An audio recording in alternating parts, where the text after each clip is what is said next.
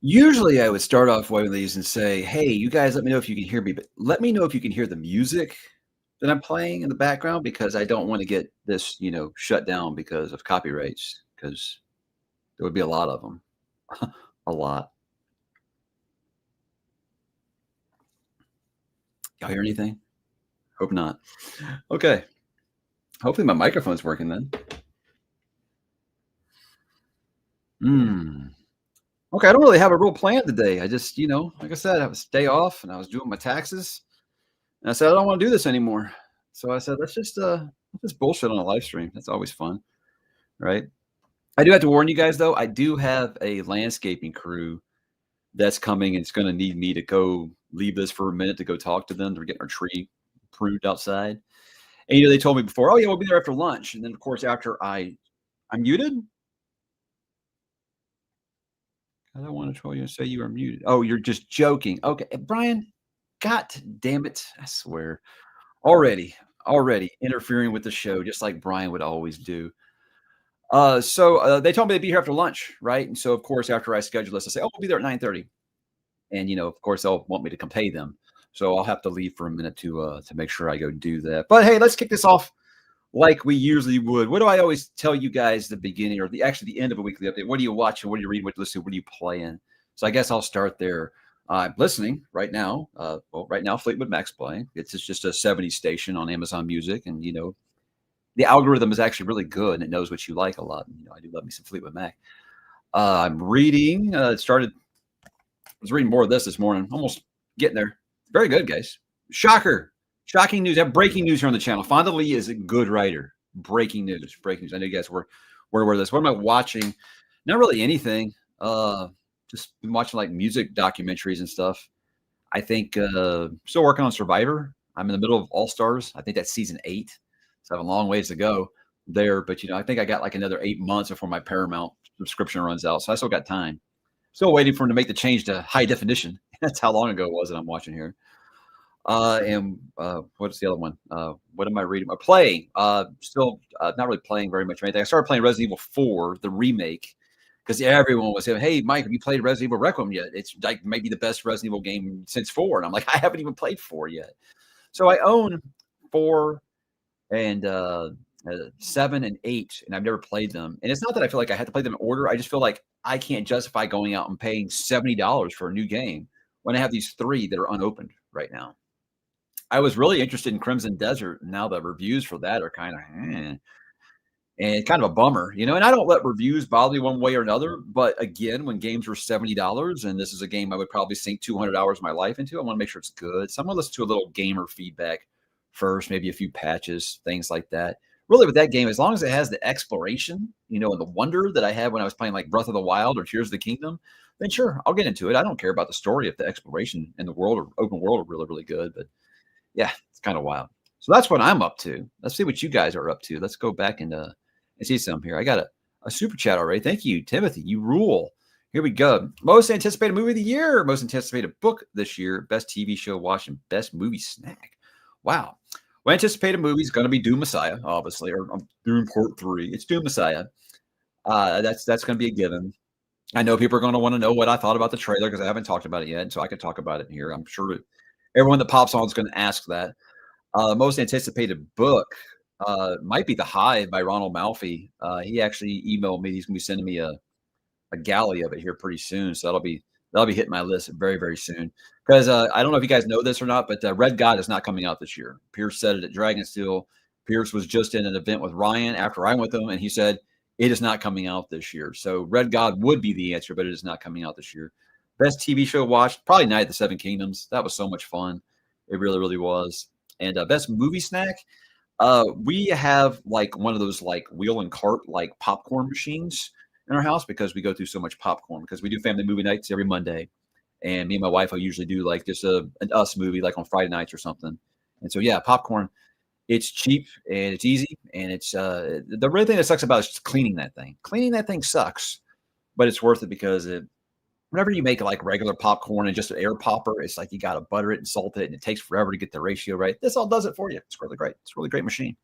So it was a little expensive, but you know what? We feel like we've gotten our money's worth out of it already. Timothy, thank you so much for the super. Supers go straight to the front of the line. You guys do rule. Okay, let me start picking some here. Favorite Rush album? Well, probably 2112, but outside of that, probably moving pictures. I really like Exit Stage Left, the live album, because Neil Peart's drum solo on that is when I first heard him doing the thing with the cowbells. That was before I'd ever seen him live, and it just blew my mind that the guy could do that. And then I saw him do it live, and it blew my mind even more. But there are no bad Rush albums, really. I mean, even the ones that people say suck, I'm like, I like what they were doing. Rush is just such a great band. Really good. Let me roll around here some. Wasn't sure how many of you are going to be early. And I know it's not early everywhere, but you know, the majority of my audience is still in the States. And I know most people are at work right now. Hey, Tralala, good to see you. Good to see you. Glad you can make it. Lord of the Rings Online. I never did indulge, but it makes me think of the days when the OneRing.net was, you know, actually a good website. I used to follow that like crazy back when it was, you know, leading up to the movies. Really wild. And now it's not really ran by smart people anymore. I don't know. I don't like to say that, but I said it. It's too late. Good morning. Finished Realm of the Elders very recently. Great stuff. Did you like Fitz and the Fool? I was kind of mixed. I was kind of mixed on it. I really was. And now that I see that Scott's here and I'm talking about Realm of the Elders, Robin Hobb is magnificent, Scott. Robin Hobb is magnificent. She is amazing. She can do no wrong, sir. Hey, Thomas. See, Thomas understood the assignment, you guys. I can always count on him to be my coffee brother. What you guys drinking? It's early, but it might not be early, like I said, where you are. It might be 5 o'clock somewhere, right? If you start a little early, that's okay by me. No judging here at all. Good morning. Good morning. Lots of good mornings. Here we go. From one account to the other. I hope taxes weren't too brutal. You could take some time to enjoy yourself. Well, yeah, it's just doing my own personal taxes that are the one that I always every year I get the W-2s from mine and my wife's job, and I say I'm going to do these like in February, and not worry about it. Then March starts rolling around, and April's creeping right around the corner. I'm always like, yeah, I guess I should do that now. Huh. I look. I don't know how you're gonna feel, Zen, but I will say that to me. That is probably the best modern fantasy ending I've read since I've been doing this channel. I think the ending of Lycanius is just phenomenal, and it made all my problems with the first half of book 3 go away instantly when I read that ending. Really good stuff. The more I like to try laws reading The Will of the Many and loving it. Good. I like Strength of Beyond the Few, or Strength of the Few more, but I'll interested to see what you hear. I have Coffin Moon on my list for spooky season this year. Spoiler, that's going to be on my spooky season reads because Black Crow Publishing sent me that absolutely stunning edition. And when they send you a really stunning edition, you want to read it more, right? So yeah, I'll be reading Coffin Moon sometime later in spooky season this year, which, you know, seems to go from, it used to just be October. Now it seems to be late September, early November, kind of how it goes. Sometimes I'm running this thing and I forget how to make comments go away.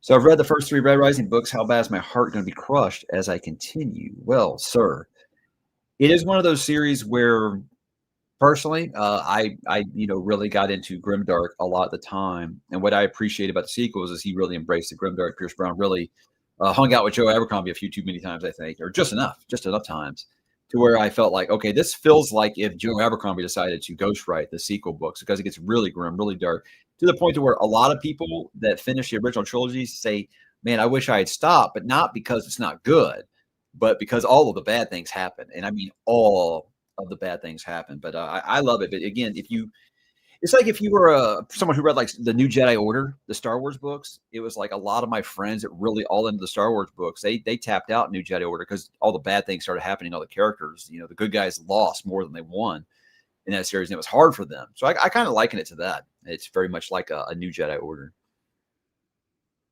Finally did write Jade City. Yes, she did. And Jade Legacy and Jade War.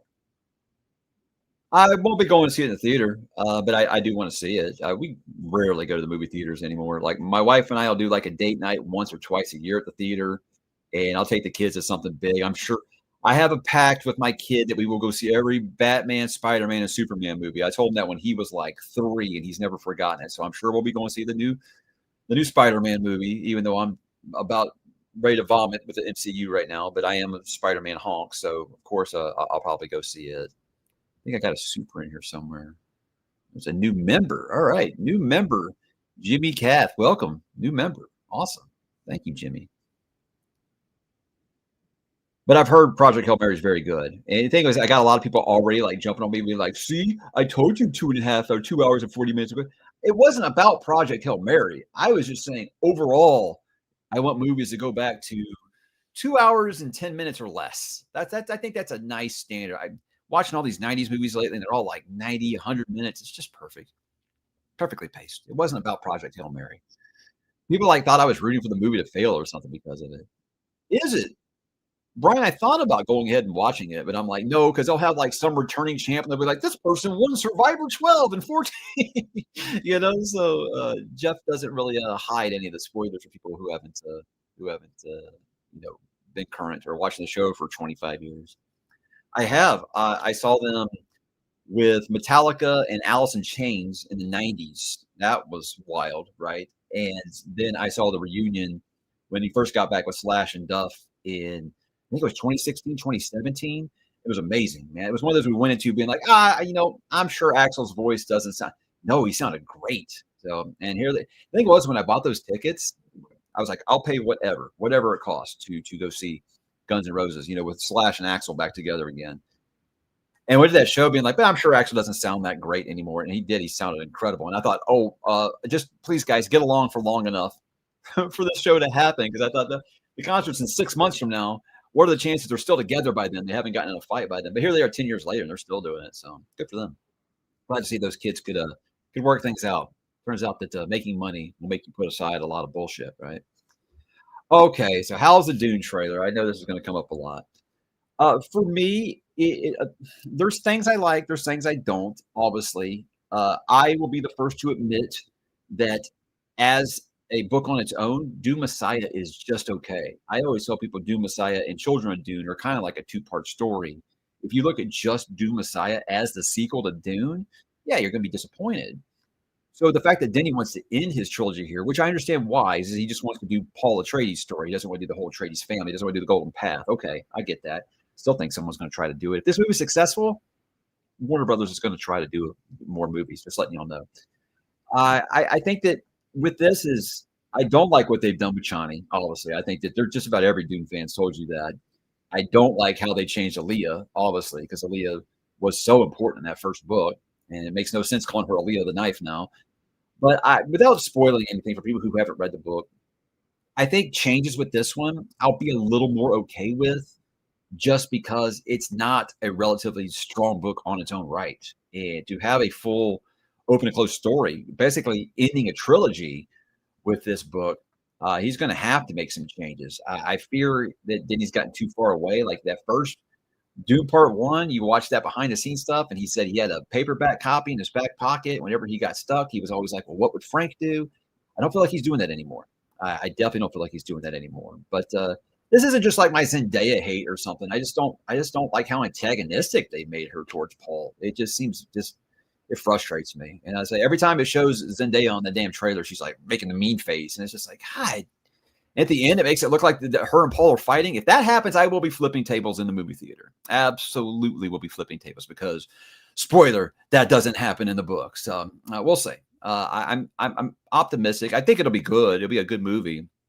But as far as like towards the source material, I think we make quite a few changes. And honestly, is it that hard to make Duncan Idaho's or hate? Is it that hard to make his eyes, silver, like in the books? Come on, what are we doing here? What are we even doing? It's like when they couldn't make the Targaryen eyes purple. What are you guys even doing now? So yeah, I'll be there, and I think it's going to be done better than it's anyone else could probably do it. But I do have concerns, absolutely. Yes, and I'm thrilled about it. I got somebody was giving me the business on Twitter, like basically like, why can't you just let people be excited for things, man? Me not wanting this to happen doesn't mean you can't be excited about it. Of course not.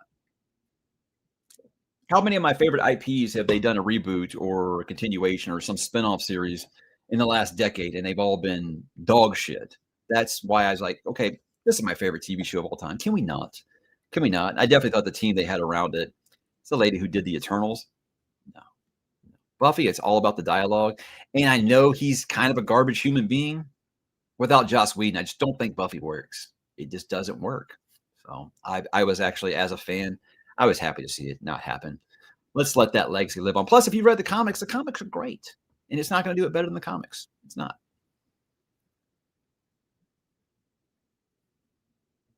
Best books to game adaptation, not named The Witcher. I have no idea. I have no idea. They made a lot of video games off books. They probably have. I'm just not thinking of any right now. I never played any of the Dune games, so no idea. It's just me and one other coworker here, so I can tune in because it's so quiet. Good to hear. I'll make sure to be extra loud for you, Mal. Good to see you here. Wrapped up Kings of Death last night. My favorite Sun Eater so far, starting the Green Mile today. Well, that's you don't have to worry about a disappointment, following up that book because Green Mile is great. I would say you need kind of a pick me up after Kingdoms of Death, but Green Mile has a lot of really, really good, strong, heartfelt stuff in it. It does have parts that'll crush you too. Absolutely crush you.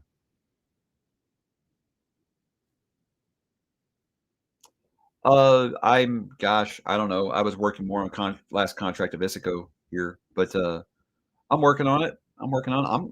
I'm gonna finish it. I mean, again, it's one of my favorite books ever, so of course I'll finish it. But I don't know about like update. I mean, like I said, I've done 3 videos I think on Vampire Chronicles on the channel, and a full review of Interview with the Vampires. Again, I love it. There's not really a lot more to say. I am currently reading King Sorrow by Joe Hill. I'm almost done. It's absolutely incredible. Glad to hear it. Glad to hear it. It seems like it has gotten quite divided for everybody I hear that says that they loved it in that review I did. There's a lot of people who say they didn't like it. So I don't know. I've had everything from this is garbage to hey, he's better than his dad. So I don't know. I liked it a lot. Very good book. Okay. I mean, Mal's all in for she's all in for the Dude trailer. Okay. I'm very actually interested to hear the difference between book readers and non-book readers for the Dune trailer. I did see a lot of people saying like, "Oh, Lord of the Rings is going to have to." Lord of the Rings fans are going to have to like defend themselves against it. Look, I love Dune. It doesn't touch the Lord of the Rings trilogy. Come on, let's stop it. Stop it. Hey, Kaiju. Good to see you too. Red Guy will come out 3025. No, I'd have to read about I'd have to read comics more to talk about them more. I did a couple of comics videos. They just besides Berserk, they don't really do well on the channel. So it's just one of those things where I got to go with the masses. And if people aren't really interested in hearing me talk about it, people always like do what you want. Of course, I'm going to do what I want, but I want to give my audience what they want. And if they aren't interested in watching stuff about comics, I'm not going to make a bunch of stuff. I mean, even One Piece didn't even do well here, and One Piece seems to be like in case of emergency break glass for all booktubers, right? So yeah, I don't know. Glad to hear it. Crush your enemies. Glad to hear it. I will for Dune. We'll be going for Dune. My oldest kid is all into it, so of course, absolutely, I'll be taking him. I'll probably take the whole damn family. I don't know. My youngest, like he's ADD nation baby. He is not interested in Dune like whatsoever. So he might have a nice grandpa day that day, and the rest of us will go see Dune. I didn't even know he had a new book coming out. Is it Holly? Is it a Holly book? Yeah, me, the big time King fan, doesn't even know that he's got a new book coming out. I mean, he has a new book coming out every year, so it makes sense. Yeah, see more good. I haven't heard any bad feedback about Project Hail Mary yet. Only thing I've heard from a couple of people is it might be a little too long. I was like, oh, weird, weird how that works. Hey, super chat. I hope everything comes out okay for you. They're great name. Dirty Harley says that they're pooping right now. So thank you for the super. And yeah, I hope you're pooping on company time. It's always important. Since 2020. Wow, thank you. Thanks for sticking around. I like to think I haven't changed too much, but at least not in this because I'm using a webcam. But my regular videos, at least you can see my eye color now. It only took me to like year 7 to figure out how to do lights. Sort of. I didn't know that there was a animated series of Wheel of Time. Had no idea.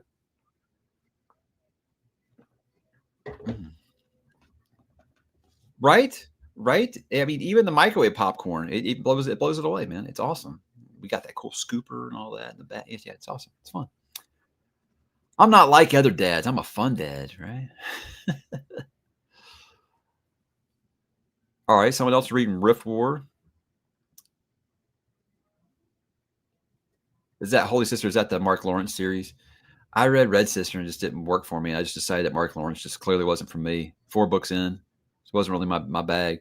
But I hope you like it. I really do, and most people seem to. On paper, I should love Mark Lawrence because everybody who loves like Joe Abercrombie, Grimdark, they love Mark Lawrence. Have a great day at work. It's great. Are you serious? Did he really? I mean, I saw he was in the hospital. Are you serious? Man, you know, these always come in threes. Imagine the person that has to come after Chuck Norris. Jesus. Wow. That's a shame, man. I didn't know. Dang. The one thing that could beat Chuck Norris, it would be Father Time. Father Time is undefeated, cannot be defeated. It's a shame. Sad to hear. We have to fire up some Invasion USA tonight, kick some ass. Hell yeah. Hell yeah.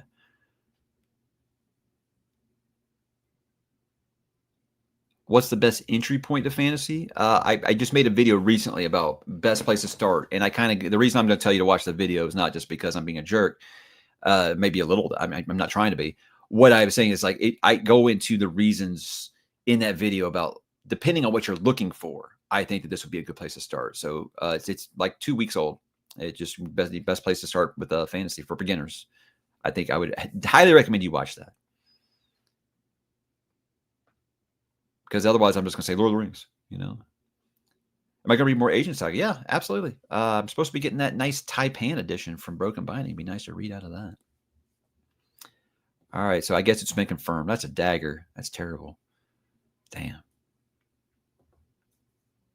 Finland, hello. Just started the first book of Ryan. I hope you enjoy it. Are you starting with The Fall or A Blood and Fire? Because that's the question I get asked the most about that series. Oh, okay. So you want me to piss off your girlfriend? I mean, I guess I can get down with that. Zara, happy birthday. I hope you find a good fantasy book to read. I really, really do. making friends, making enemies. That's how we do it here. Ah, Scott. Yes, sir. You are correct. Queen Hob is unmatched. I will say nothing wrong about Queen Hob. Okay, let me make sure I'm getting all these super chats here. There's one from Jimmy. Hey, Mike, been enjoying the music chats on Twitter. I have to ask, where did you get Roland's revolver that you have displayed on your shelf? It was a gun show here in Texas. Yes, we have lots of gun shows in Texas. Imagine that. And it doesn't even fire. It's just a replica. That's why I could afford it. But even when my wife saw the price tag, she was like, are you serious right now? I was like, yeah, it looks just like Roland's from the Dark Tower. She's like, whatever. So, yeah, but it was like, it's like $120, but it's just a replica. It doesn't fire. It's not real. It's hollow, but it's heavy. It feels like a real gun. It really is. But, and yeah, if you can put up my music chats on Twitter. I know some people are just like, aren't you a book guy? I mean, I'm all kinds of things, you know, I'm not just, sure, I talk about books on YouTube, but maybe I'm a huge music fan, obviously. I mean, I think most of us are, right? We just don't all agree on the same music. Whereas I've got no problems talking about the music that I love.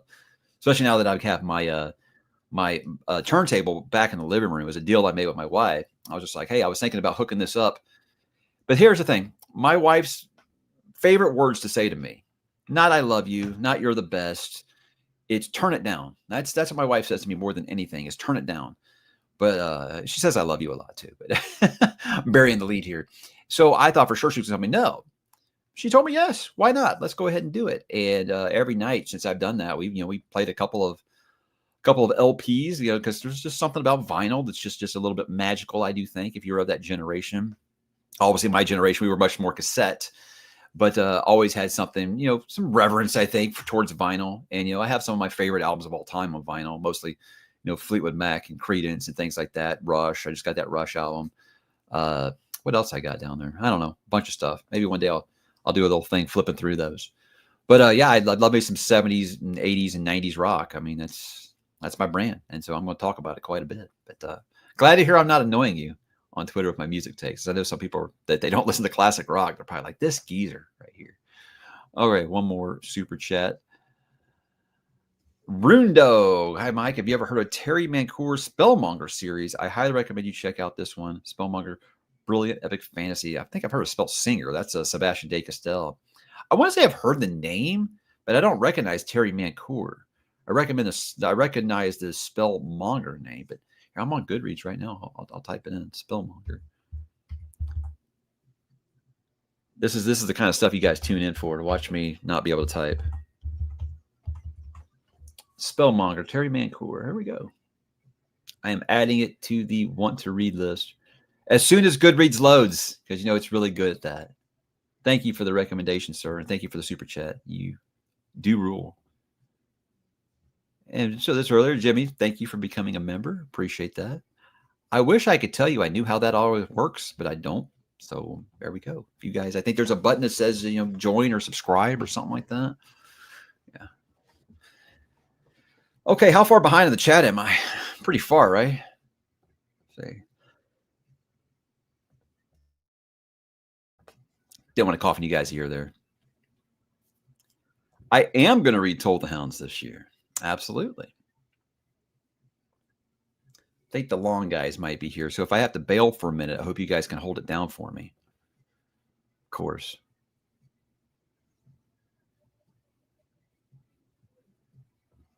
How do you have time to read 3 to 4 books a month with a full-time job and being a father? Well, I always say that I think everyone in their life has time for 2 hobbies. And I have 3 main hobbies: reading, gaming, and TV.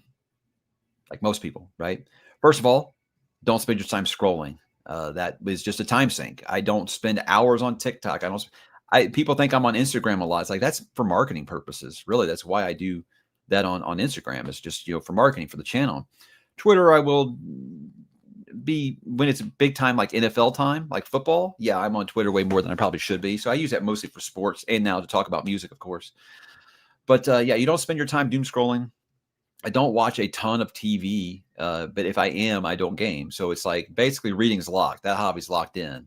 But if it's not football season, I'm not spending very much time on TV. I will go through phases where I'm watching a lot of TV, but I won't be doing any gaming. Or if I'm really involved in a game, I'm not doing any TV. So it's just a balancing act. My kids are pretty much that age now where they just want to stay in their room and be by themselves. So, we've just got more time. That's just how it kind of works. But it's a balancing act. But you'd be surprised if you put the phone down how much free time you do have. You really, really would. Really, I love Mia.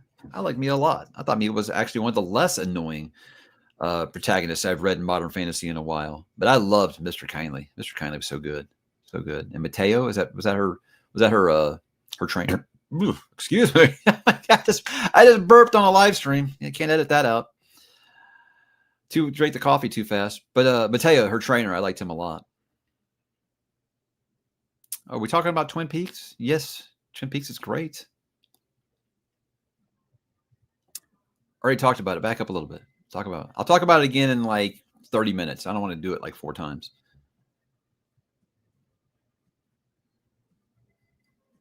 My favorite in the series is Interview, and then probably Vampire Lestat, and then probably Queen of the Damned, and then probably The Body Thief. And it starts to kind of slide downhill after that. Was there mixed reactions to the last Sun Eater book? I didn't notice. I mean, I had some things with it, but I have things with every book. It's kind of what you do when you do a channel like this. But I didn't know. I recommend it. It's done. It's done. That's rare these days, a series being completed. So I absolutely recommend it. Me too, man. And, especially when you watch with your kids, because your kids don't want to sit there for 3 freaking hours. It's ridiculous. Yeah, I mean, obviously Dune.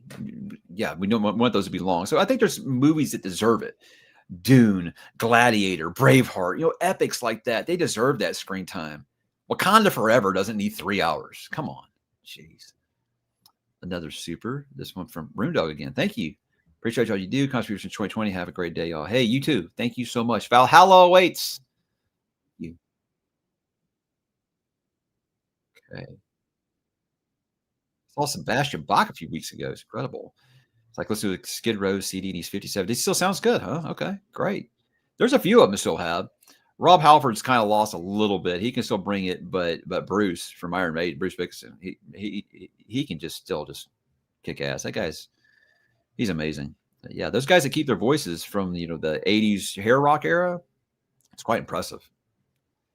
I did. I kind of tapped out, around when everybody else did, around the Negan era.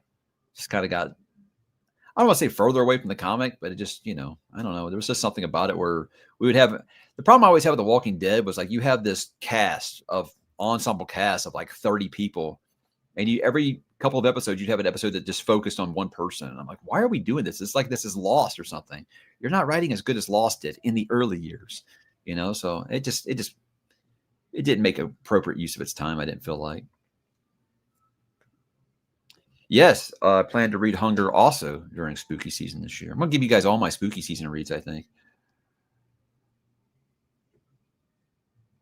Oh man, I got like 42 seasons of Survivor still to go. Don't be turning me on to another one. Let me put this on mute here, because if not, this is our security cameras, since there's a long crew out there right now. It's going to set that off every few minutes. I know, I heard. It's terrible. It's terrible.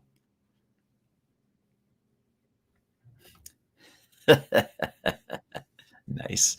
Nice. I haven't seen it. I'm glad, that Sydney's back, because Neve Campbell is my generation's Scream Queen. It has nothing to do with the controversy or anything like that, because I didn't even realize this was a thing until recently. I just thought that, was her name ℙ𝕦𝕤𝕤𝕤𝕤? I just thought she was awful in the lead for that series. I was like, you have Jenna Ortega right there. That's your star. Why are we not making her the star instead of the other girl? But I'm always going to be happy to see Sydney come back. So I'll watch it when it's streaming. We might hold it till spooky season. But I've been mixed on the Scream sequels. It's like 2 I liked. I think I liked 5. Was it 5? The one where they all had him come back. Dewey's curtain call. And that was pretty much it. Everything else. What I didn't like about the new ones was like Ghostface would like stab the shit out of these kids like 13, 14 times, and they'd live. They were living. And that just drove me crazy. And people are like, yeah, it can happen. Yeah, it can happen. But it's happening to all of them. It's like they were afraid to kill off their characters, and I hated it. I hated that. Mostly good. Mostly good. Concerns, but like I said, I won't be quite as protective of it as I was, Doom 1 and 2, because again, I think that Messiah is just an okay book. But I think people are going to have their minds blown a little bit, because there's a lot of people who still think Paul is a good guy. I'll leave it at that. Yes, after hanging out with Philip for a day, of course I want to. He's just such an awesome guy, so I definitely want to give his series more run. Definitely. Top 3 Godzilla movies, man, I don't know. It's whatever they were when I was a kid. The 2 guys in the rubber suits fighting, we'd watch any of them. I think when you fight King Ghidorah was one of my favorites as a kid, and Rodan and Mechagodzilla. Basically, Godzilla, Kong, anything that was not Son of Godzilla or Son of Kong or whatever it was, the goofy one. You know what I'm talking about. Yeah. The new ones are hit or miss for me, really. I like King of Monsters, but that might have just been the kid in me that, loved seeing that. And Godzilla versus Kong, I thought the new one was pretty good. I always feel like those movies, what they mess up on is they spend too much time on the humans. We're just there to see the monsters kick the shit out of each other. Give us more of that. Yes, give me an hour and a half of Godzilla and King Kong punching each other in the face and fighting other monsters. Absolutely. Yeah, definitely. It's just, it's a big one. It's a big one. It's hard to get in the mode to read a 460,000 page book right now. So, but of course it's going to happen. I've loved the series so far.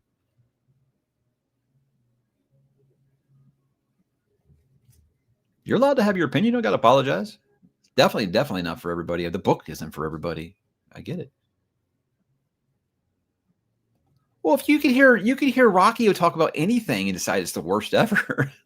I love Christopher, but he hates everything. I'm like, do you like movies, Christopher?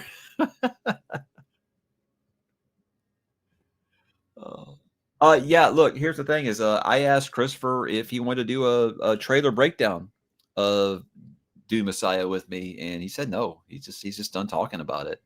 So I know that someone at the signing in Dallas did ask me if I could do that, and I asked, but he's just said he's doomed out, and he just doesn't like these adaptations, so he's just not really interested in talking about it. And he's like, it's because it's you. He's like, I'll do it if you really want me. I was like, I don't want you to do it if you don't want to do it, man. So no, we decided we're not going to do that. maybe once it comes out and he does watch it, he'll want to review it with me just to trash it. Yeah. Why not?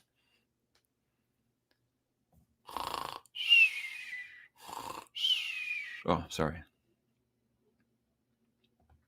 I understand. I absolutely understand. I mean, if you know what happens to Chani in Doom Messiah, you knew they weren't going to do that. But yeah, again, I don't like how antagonistic they made her towards Paul. She was his rock in those books, and I just don't like how she's just against him. It seems like the whole time. Like I said, the angry eyebrows emoji is what I feel like she is in those movies.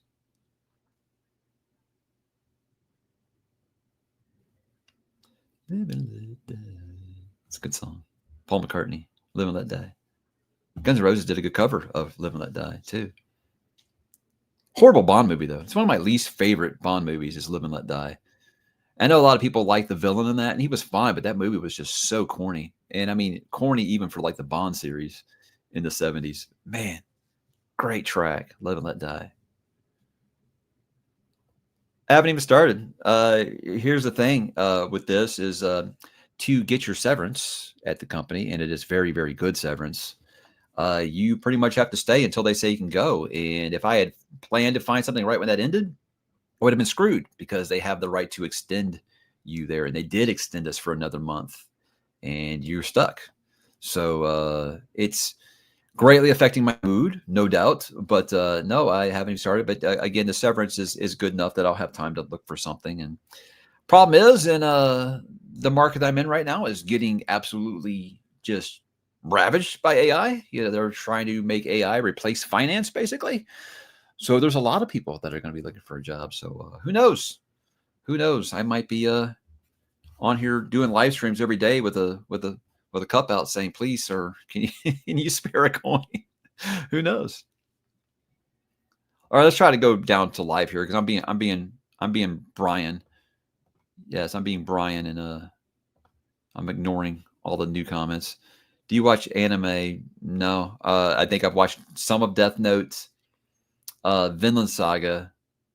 Watched Aeon Flux back in the day, but that was just because it was weird, right? But not really. I mean, anime, just how over the top it could be, with like the ha ha ha ha ha, like the really loud. Like my kid watches One Piece, but he watches the English dub, and the guy that voices Luffy, he screams his dialogue like the whole time, and it just drives me crazy. I turn to my parents immediately when anime comes on. I just feel like it's just so damn loud. But I'm sure there's some really good ones out there. I just probably haven't watched a lot of them. I'm not really a animation guy, really. I like it in small doses, but just to go through it a lot. I mean, Avatar: Last Airbender was probably the last one I really went through like fast. I spent a lot of money on an Alienware PC, and I hardly play on here. It's wild. It's wild how little I play on here. I don't know. Just again, when you, like I said, you have so many other hobbies, sometimes gaming just kind of falls by the wayside. And then all I do is go and play like Witcher 3 or Skyrim again. Figures right. Brian, I don't think you've ever done a 3-hour live stream. Quit lying. Quit it. I don't believe you. I don't believe you. You might have. I'm just messing around. Right. It's wild. Now that's the thing that made me not want to read One Piece for a while because of that. But no, it was pretty good. Not going to see it, but I'll watch it when it comes to home digital for sure.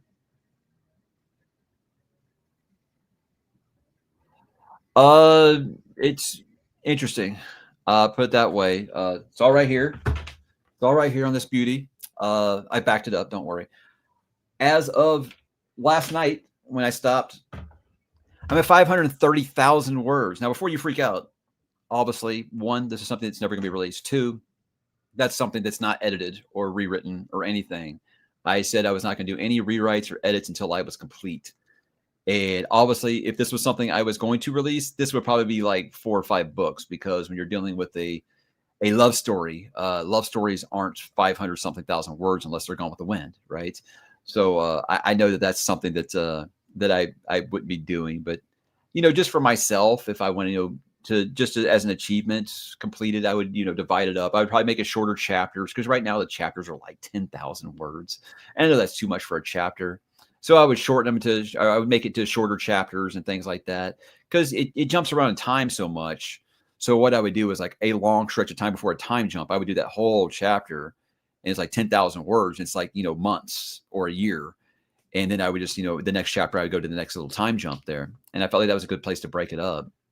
But obviously, if this is something I would ever release, I would have to go and make shorter chapters, make it multiple books and stuff. Because again, like I said, that market, I don't think they would be reading 500,000 word books, but they might read 100,000 word books, right?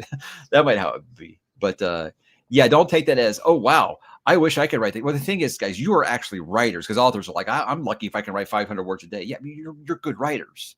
I'm just writing whatever's in my mind. And I know it's terrible. I know it's unreadable. So that'll be something I try to fix when I go back through it. So yeah, the word count's probably a little high. And if I ever gave this to an editor, they'd be like, yeah, you can get rid of half of this. For me, it would be hard because, like I said, this is a story that takes place with this couple over 15 years of their lives. So I don't want to skip anything because I want you to see all the shit that they're going through because there is a lot of shit, like a mountain of shit that these two go through. So it will be one of those things where I'm like, now that I'm kind of like in the resolution, I'm like, okay, well, I feel like all of the questions have kind of been answered. And now it's just like the ending. And I'm like, do I want to rush this ending? I'm like, no, you watch these characters suffer for fucking 9 years. Give them their give them the Return of the King. Give them their long ass ending, and that's what I'm kind of doing right now. I'm giving them their long ass ending. So I have 5 chapters and an epilogue left. And the thing is, like 2 weeks ago, I had 5 chapters and epilogue left because things just expand as they go apart. And I'll be honest with you, having a hard time saying goodbye.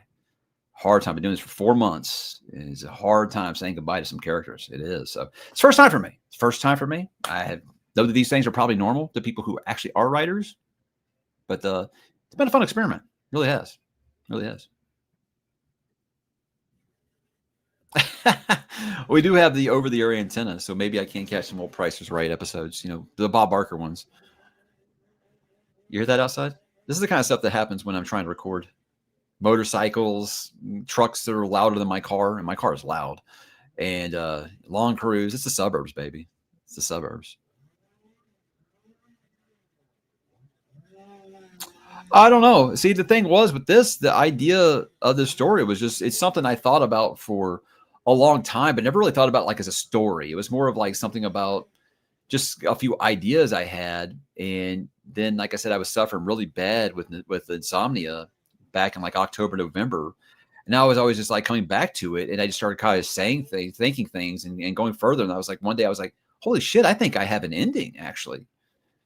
Do I have a beginning? I have a beginning, a middle, and an ending. So I just said for fun, I would just outline it, just like make an outline of this amount of time that I wanted to take in the story.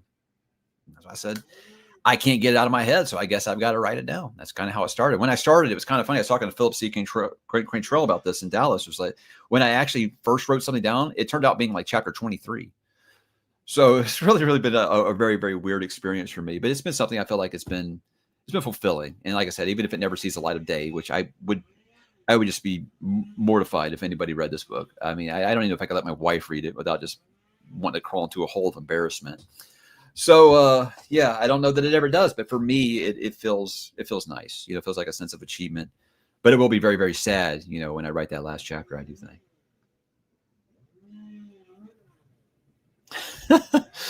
But you're either geriatric or don't have a job, you're watching The Price is Right. Well, with a big old bowl of cereal when I was a kid playing hooky from school, right?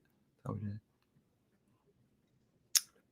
Right. And Steven, see, people are like, I know mostly fantasy authors. And, I know a big thing with fantasy authors is, well, when is it okay to kill your characters? I'm like, mine takes place on Earth in real time, the 90s and the 2000s. And it's like, I don't have really a problem with killing off my characters, but I am putting them through it. I'm putting them through some real emotional trauma, and I think that's important, because no relationship is ever easy. Relationships are work, I think. And it's one of those things where you want to put some of your own life experiences in there, but you're also like, yeah, but I don't want to feel like I'm saying I don't like my life experiences. So it's not like autobiographical or anything like that. It's just lots of things that came back to me that I've kind of inserted in the story, been like, I remember when this happened to me. It was kind of funny. I wish I'd have handled it like my characters had. Or sometimes, wow, I could have handled it as bad as these two are, so there we go. But yeah, I don't have to worry about, hey, when is it time to kill off my characters now? Right, and that's the thing. When people are like, "Oh, aren't you the one saying make trilogies normal?" Yes. So again, yeah, I don't. If I ever release this, it would be under a pen name, and then I would be mad because it'd have no support because I don't have the built-in support that I do now. So I don't know. Just the criticism would absolutely devastate me. I'm not gonna lie. I don't think I could handle it. I definitely don't, because I don't think it's good. It's one of those, I feel like it's a good idea. I feel like an actual writer could write it better and probably write it in 300,000 less words. The most important movies in my life. I always want to go back to the original trilogies, and when they were still trilogies: Indiana Jones, Back to the Future, and Star Wars. Those were like the three trilogies we just watched on repeat over and over and over again. We finish one, we start the next one. Sometimes over the summer, we'd make a point to watch all three in one day. It's just something that we did. You guys can hear that. I'm so sorry. Like I said, they weren't supposed to come until noon. You hear the buzzsaw? It sounds like Texas Chainsaw Massacre out there. Yeah. At least I didn't decide to record, actual videos this morning. There we go. Before I go, can you please let me know if you prefer consoles or handholds? Start spamming. No, it's okay. That's okay. I can't do handholds. I tried to do the Game Boys forever, because there was a sequel to Zelda: A Link to the Past. I think it was called Between Two Worlds or something like that. And I got that Game Boy just to play that, because Link to the Past is one of my favorite Zelda games. I just can't do it. It's one of those things. Like my kids, they play the iPad games, the phone games, all that, so they're more into it. They play the Switch like that. For me, it's just no. I need a controller and I need a screen in front of me. I need a nice comfy sofa. And that's why I don't game on the PC as much as I do. I need to get a sofa in here for my PC gaming. Okay, good. I'm glad you guys can't hear it, because it's like sounds like Leatherface out there killing people. Well, what we've got here is Failure to Communicate. It's a great movie. Absolutely great movie. Some men you just can't reach.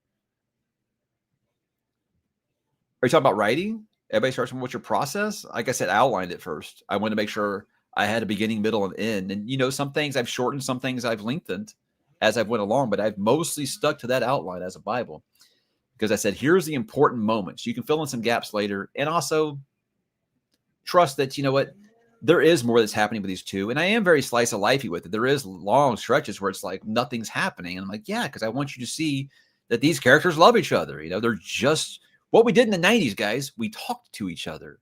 It was incredible. We hung out and we talked to each other. We listened to music and we talked to each other for hours. That's what we did. So writing that, I think, might seem kind of boring to someone, but to me, it was like we said so much more back then. That's how I felt about it. Again, I sound like a boomer. Even though I'm not a boomer, I'm a Gen Xer. My mom's a boomer, but I know that's how it sounds. But process for me was just, I wanted to know where I was going. I didn't want to just be aimlessly wondering the whole time I was writing. So that's what I did. I know that not everybody can do that, but I want to make sure I had a plan first. I don't know, honestly. I really enjoyed Prince of Nothing, but man, I'd have to be in a much, much better place right now. Because that series put me through the ringer a little bit. So I think that if you're not in a good place, I don't know if Baker's the author for you, really. I don't think that Jake Gyllenhaal, I think he's great in everything. He's really, really great. I really enjoyed Nightcrawler. It's great. Renee Russo is like 60 and looks incredible. She's a babe. Total babe. Good to see you. Yeah, and the thing was, it was Jay Kristoff, and I told him that, like, oh man, I intended to write this story, but it's I guess I don't want to call it romance, because I feel like a love story sounds more appropriate than romance, but I can't call it a love tragedy anymore, apparently, because you have to have a sad ending, apparently, and I don't think I'm going to have a sad ending. And but Jay was like, oh, that's no problem, don't worry about it, just make it a trilogy. That was his advice, just make it a trilogy. He's like, when I started writing Nevernight, it was going to be one book, and then it got so long, I said I was going to make it a trilogy. So yeah, it is nice to have that to lean on, and they were giving me tons of advice.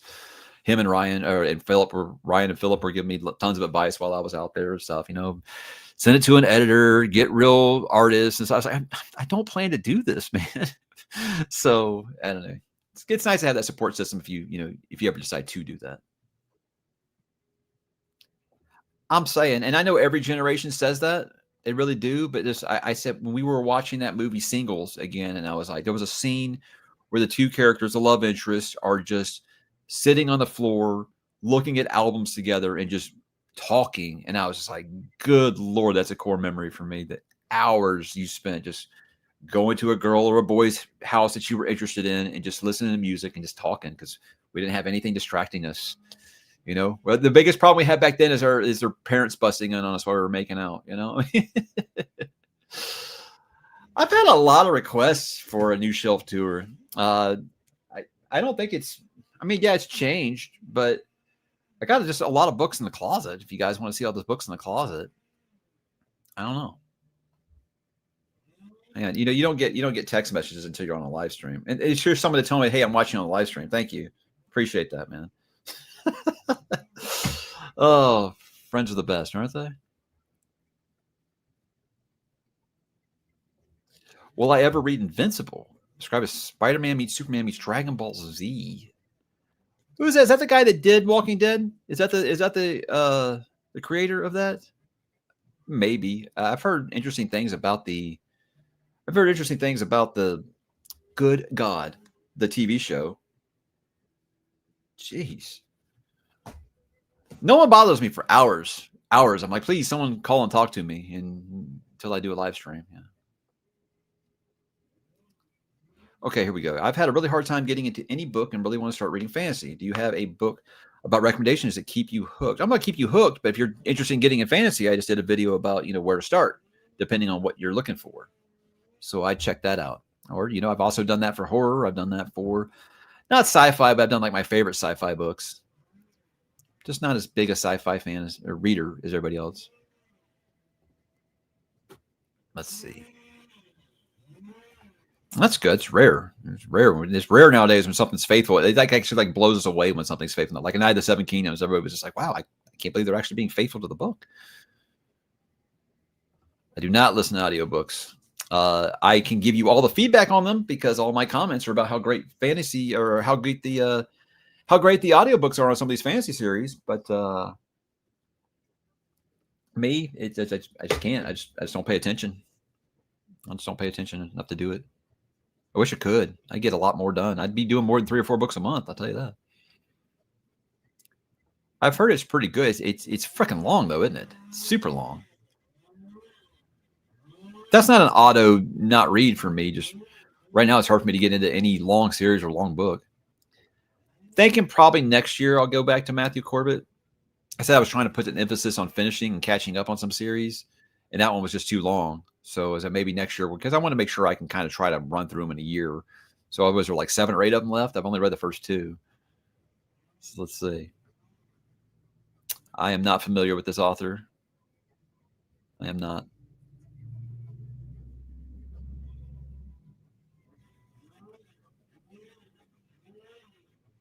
I'm scrolling up.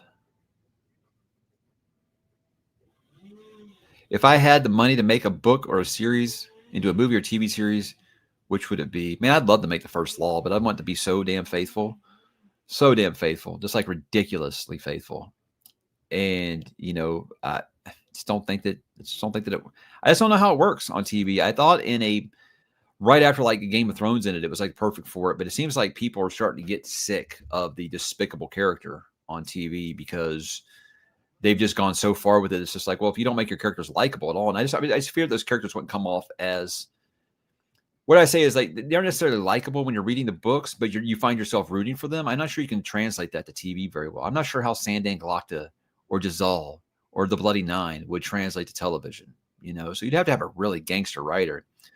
So it wouldn't just be about funding the thing. I'd have to make sure that, Joe Abercrombie's a showrunner, so I'd have to pay quite handsomely just to put together that writing team, I think. I've watched all of White Lotus, man. We love season 3. I think season 3 was my favorite. I think every season of White Lotus, I've been like, there's usually like 1 or 2 characters. I'm not really interested in them right now. Can we go back to someone else? But season 3, I loved every single storyline. I thought they were all really great. It was dark too. And Walton Goggins, I mean, he's a home run. He's always great. He's always been watching Walton since The Shield, man. I love everything he's done. His back has to hurt from carrying that Fallout show all by himself. What's this one? Super chat. Thank you, Eric. How do you get past backlog and choose your next book? Sometimes it's just, you know what? I've been putting that off long enough. I'm going to do it. But I do plan so far ahead just because I don't want to let some things just sit forever. So I'll make sure that, okay, I'm going to read this in this year. And I'll just have a list and just say I'm just going to pick from it eventually. But I don't know if I'll ever get past my backlog because it just keeps getting bigger and bigger. Man, I freaking hope so, because I would actually become an NHL fan if we had a team. I would. And I would hope we buy a team instead of expanding, because I feel like expansion team is just getting bad. And it's really hard to support a bad team, you know, for many, many years. And an expansion team would take many, many years. I'm scared that Houston wouldn't support it. The thing with Houston is, look, great city. I think it's a mediocre sports town because there's so many transplants here. Houston is a melting pot. Houston is a transplant city. Houston is a business capital. So many people move here for business from other places. That's why you go to a Texans game and you'll see tons of fans of the other teams, because it's people who moved here from those places. So I'm just worried that we would get a team finally, and after 2 or 3 years that they'd move them because their attendance figures were so low. So I'm worried about that. And then we're getting the Iowa Bulls. It's an IHL team, minor league hockey team. And we really supported the Arrows when they were here. So I think maybe they're doing that as like a dry run to see how the city supports them and see if they can actually justify it. Because Tillman Fertitta wants a hockey team, but he says he's not going to overpay for them. So we'll see. We'll see. It makes sense. I mean, 4th biggest city in the country, almost the 3rd. You'd think that we would get an NHL team. God, I would love it. I'm not rooting for Dallas either. Cope Lord, thank you very much. You demand Mike got in your channel a while back with your Wheel of Time and First Law videos. Egwene or Nynaeve, just playing, don't want to get you in trouble again. Egwene started to kill me towards the end. Oh, she's the worst. She's the worst. Oh my God, Egwene. You know the thing about that read along, or my read through of that was so amazing to me, is in the early parts of me doing that, all the wheelies would be in the comments being like, yeah, gonna hear some more of that Egwene hate. You know, I can't stand Egwene. And then once I started railing Egwene, they were like, how dare you, sir? You know, so it felt like that little brother or little sister thing. Like, you can pick on it, but no one else can. I think that's how it felt for people. But the mistake I made with Egwene was I called her Mary Sue. And I said, can we not just call her Mary Sue just because, you know, we love Robert Jordan, so we can't call her Mary Sue? And it was probably a little out of place. What I meant was, it wasn't that she was just like, she obviously built up to those moments, but it was just like, there was a point where it was like, well, anyone can, if no one can do it, but Egwene can do it because Egwene's great at everything. That's just kind of how it got to me towards the end. And there was so many things where it's just like, that's impossible, but Egwene can do it. And it just, I don't know, rubbed me the wrong way. Yeah. I don't think I have to explain why I didn't like Egwene, right? But Cope Lord, thank you very much. And thanks for being here so long. Great. Thank you. Let's see some of these other supers here. Got one more from Monica. Thank you, Monica. Thank you for your solid booktube, talking about books you love without trashing books or content you don't. Hope your book writing goes well. Sounds great. I was a fan of the Before Sunrise movies, so I like that type of story setting. That is a humongous influence to me. Thank you very much, Monica. I love Before Sunrise. Before Sunrise is a movie I watch, and it takes me back to being a teenager, and just that feeling of when you first meet someone and you just feel like the click is just like, oh my God, it's just like that amazing feeling. That movie captures it so well. That's maybe I think that made me fall in love with Ethan Hawke as an actor. I love him, man. I've never watched a movie with Ethan Hawke and hated it. He's always really good, but great movie. My story doesn't like borrow anything from that, but I'm just saying like it has like a lot of those feelings, you know, like when you first meet someone, you think, wow, this might be like my soulmate. You get like that kind of vibe from it. Yeah, great pick. And as far as like talking about books without track, I don't feel like, I mean, I know there's obviously a market for that because there's people who have much bigger audiences and do this for a living by trashing everything. Because I guess negativity just gets the business, gets the traffic. I would rather talk about the things that I love. You know, everybody thinks the internet's just like this awful place, and a lot of it is, you know, but there's good people out there. So I said, I want to attract that kind of audience. I want to attract an audience where a community where people feel like they can go to and talk about what they love without being attacked for it. So that was my goal. So thank you for noticing. I appreciate that. Thank you for the super. You do rule. And if you haven't watched the before Trilogy by Richard Linklater. Do so immediately. It's so good. You like long shots where it's two characters like long dialogue without cutting the camera once. There's like 20-minute long scenes walking and talking in there. Really, really great movies. I bad influence. I'm absolutely. Before Sunrise is great. Before Sunset is the sequel, and then Before Midnight. And what Richard Linklater did was these same actors every 11 years. He got them back together to do sequels, so you can see how they progress in their relationship over that time. Really good stuff. Really, really great stuff. And just amazing acting. Yeah, they're great. I love them. They're not action-packed or not. They're just talking movies, but they're good. There's just one scene Before Sunrise where they're in a record shop together, and they've got headphones on. This is the mid-90s, so they got the headphones on. And when you go to the record shop, you could listen to them, and they're both listening to it. And there's a scene where they're both like looking at each other, but they don't want the other one to know that they're looking. So when one looks up, they look away, and when they look away, they're. For me, it was one of those scenes that just like, that's good stuff. Good stuff. Hope you like it. It's really good. I ain't watched the Oscars since, gosh, Billy Crystal was still hosting them. Don't know nothing about them anymore. And not because of the way that celebrities are nowadays. It isn't really about that. It's more just the movies that get nominated and shit. I'm like, I've never even heard of these movies anymore. I just felt like they kind of just feel like they're bought and paid for. And the people that vote for them saying shit like, oh, we didn't even watch Dune. It's like, isn't this your fucking job? Jesus, man, be a professional. It just feels like they've lost the plot. So I'll look up who the winners are, but I don't watch award shows anymore.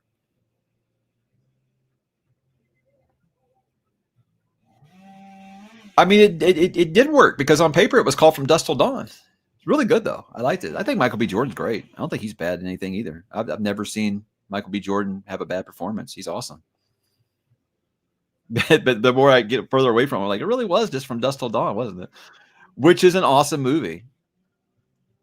But yeah, I enjoyed a lot of, not that one weird scene, but like the folk music and stuff was really good in that movie. Really, really good. I think Brian Coogler is just a really big student of music. He really, really is. And again, yes, it didn't have the Salma Hayek dancing. You're absolutely correct. That was very, very inspirational to a teenage Mike. Very much so.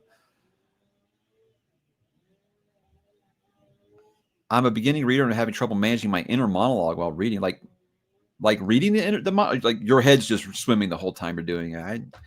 I mean, focusing's a thing for everybody. Just I wish I could tell you there's some trick to clearing your mind.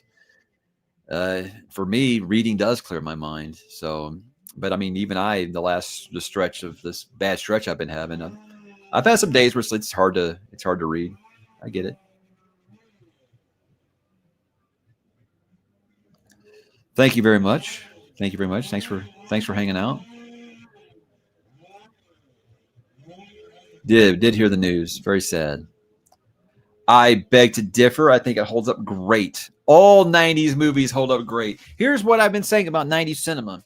If you go back to it, besides the technology, I think it all holds up great. Really, yeah, you'll watch X-Files and Mulder pulls out a phone that's this big. It takes you out of it a little bit. But I think that why it holds up is because we don't have to have CGI diarrhea every damn screen. And we don't have to be 3 hours long and wonder what the hell's going on in this movie. So I don't know. It's just me. Maybe, again, I'm just being an old curmudgeon right now. But I think For Dusk Till Dawn holds up. We did a whole Tarantino starring, written, produced movies, like a whole retrospective a few years back. I liked it a lot. Another super. Thank you, Fancy Go. No comment. Thank you very much. I appreciate you. You guys are amazing. I read out loud, but my inner monologues won't shut up. There's some advice for you. There you go. My wife, I do that sometimes. I'll read out loud. My wife can't stand it. I'm like, there's a lot of people who tell me I need an audiobook, and you're telling me to stop. My kids love it when I read out loud.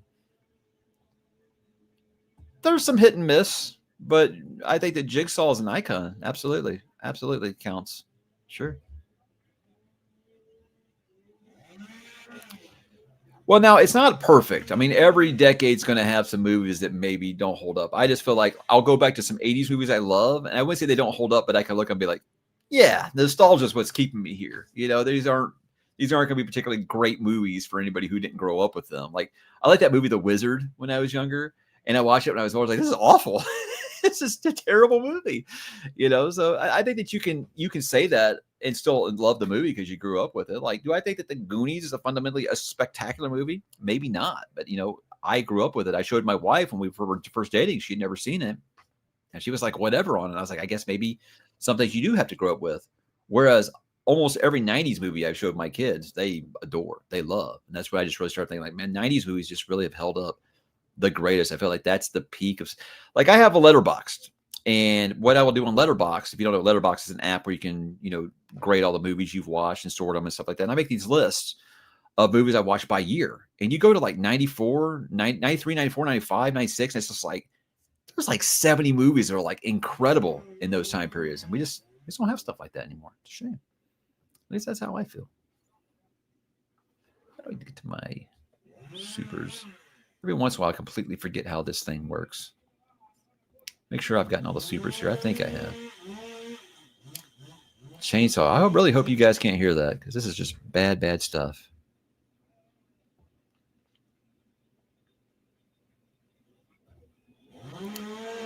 I don't bet the last great movies, but they were probably like the last where it felt like this is something important. Like you're in the theater, that this is something you're gonna remember. It's gonna be something special. Some would argue. I mean, everybody loves to hate on Avatar, but that was probably the last movie where I thought that like the first time I saw it is like, oh, this reminds me of like using what was it? Hang on, sorry, I was reading something. What was I talking about? Anyway, Avatar. I know people hate it, so I'm just gonna change subject. My username, shoot, I don't know. It's either Mike K or it's my email. Hang on, let me see. I started that so many years ago now. I can't even remember. Mm. I got an ad for Ready or Not. Here I come, which is perfect title, by the way. Ready or Not, Here I Come. It says Mike K, but let's see. How do you look up your profile on this damn thing? I don't know. It says Mike K, but I don't know if that's you can even see this. Probably not. It says Mike K, but I don't know if that's like my username or not. I don't know how to look up your username. Let's see. Signed in is my email address is zep1978, and it says signed in as zep1978. So maybe look up zep1978. I don't know. Let me know if you find it. Sorry, guys.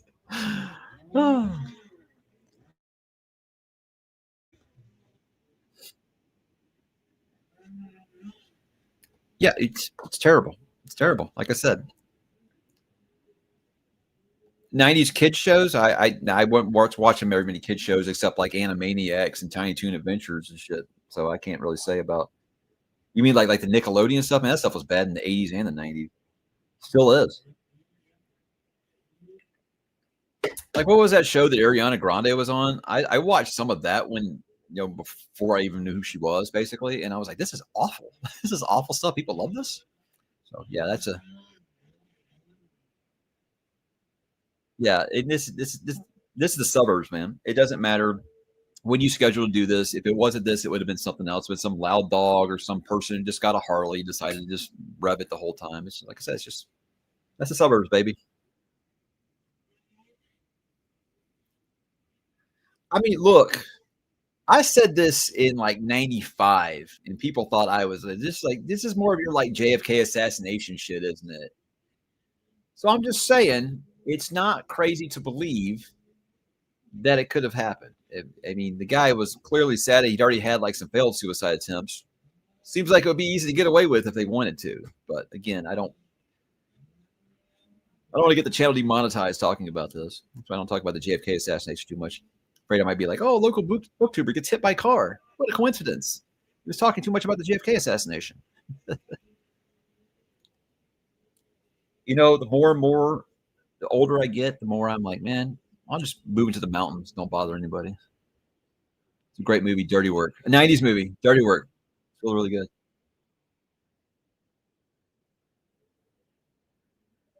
Sure. See, it does matter when you were a kid, I think, because like all the but that's also one of those things, again, you will have a glass breaking moment. Like I go back and I watch like He-Man and Transformers and Thundercats now, and I'm like, wow, this is kind of painful. So it's best to leave those things in your memory. It really is.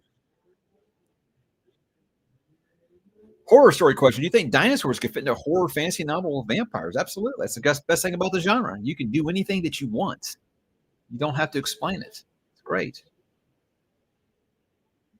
Well, no doubt. Looney Tunes are classic. Absolutely. Yeah, very sad. Very, very sad about Dan. Mhm. Welcome. Welcome. I don't usually do them this early, but like I said, I was doing it before this damn lawn crew came, but then they decided, oh, you scheduled for 9 to 11? Okay, we'll go ahead and come now. Yeah. Possibly. Possibly. I'm curious to see how this goes over because if it's even like close to the book, I think it might crush some people that really weren't getting the underlying messages in Dune Part 1 and 2 about Paul. So we'll see. We'll see. And I know that it's saying the end of the trilogy, but if this movie makes a lot of money, I no studios ever just gonna be like, oh, you know what? We don't need to make any more. They'll try to make more. I don't know. They'll try to make Children of Dune, or if they'll do something like they're doing that Dune Prophecy, which is horrible. They try to make Children of Dune. There's zero chance that modern audiences would vibe with God Emperor of Dune. There's zero chance. I don't think you can make that, but you could definitely make Children of Dune. Talked about it earlier. I was actually quite surprised to see the mixed, somewhat negative reviews on it. I thought this was going to be a winner. Right now, for me, I don't let reviews decide if I'm going to buy a game or not. I let other gamers maybe decide. But right now, it sounded very fetch questy. It sounds like the combat's not very fun. So I'm gonna have to wait and hear about like the exploration stuff. If it's like Breath of the Wild or Tears of the Kingdom, yeah, I'll get in on it. But for right now, it's a wait. It's a wait and see for me. Yeah, no, Denny's done, and I get that. And they'll right now they'll say that they respect it. But like I said, this movie makes big money, like more than the first two. I doubt very, very much that Warner Brothers or whoever owns them by then is gonna be like, oh yeah, we're fine with just sitting on this IP now. They're gonna be like, no, let's keep the money train rolling. It won't.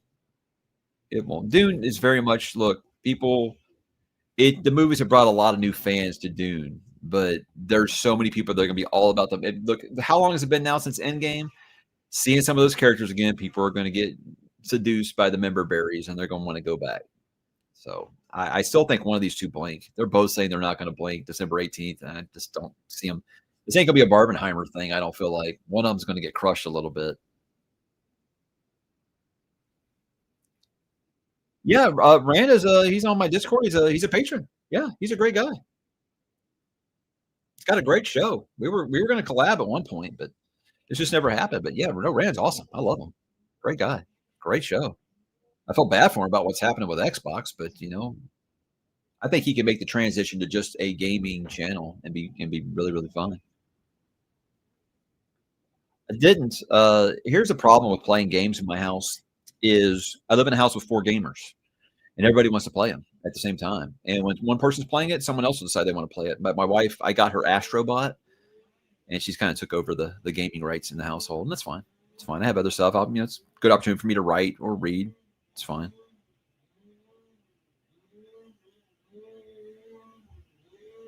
What's that? How long I've been doing this? Yeah, I think it was this week, wasn't it? I think of March. Might have been yesterday. Yeah, 7 years. Wow, how about that? Have I listened to the band Brand New? Probably not. Uh, Jay Kristoff gave me mess about this when I when I moderated for him in Dallas back in November. Is he was looking at the music on my phone. He's like, "Man, you got nothing but like old man rock on here." I'm like, "I'm an old man, Jay. I love classic rock." He's like, "You got to get into some new stuff." And he at least once a month, Jay will email me with a list of bands that he recommends. Hey, mate, try these out. And I'm sure they're good and all, but it's just like metal in the States doesn't really, we don't really get metal like on the radio or anything anymore in the States. So you have to really dig into it on your own or take recommendations like that. But I just, I love me some 70s rock. I really do. And 80s metal, 70s rock, like 70s guitar rock, 80s metal, and 90s alternative. That's pretty much like what I listen to most of the time. And I would turn on we have a radio station out here called The Buzz, which is just an alternative station, and they play nothing but like 90s music with a couple of new songs every now and then, because there we go. So I'm setting my ways. It happens to all of us. There will be a point where you become your parents and all you listen to is old stuff. It'll happen to all of you. It will happen to all of you. My top 5 bands of all time: the Beatles, Led Zeppelin, Fleetwood Mac, Judas Priest, Iron Maiden, and that will change this time tomorrow. So I feel like the Beatles and Led Zeppelin and Mac are usually always right there. And the other ones just kind of go in and out. They definitely do. Sometimes I'll put Black Sabbath in there. Sometimes I'll, put Pink Floyd in there. I don't know. I don't know. That's the list that's always evolving. Nickelback released a new song, huh? If Creed can become super popular again, I don't see why Nickelback couldn't. Did they ever become unpopular? As much as everybody hated Nickelback, they were still selling a shit ton of albums, right?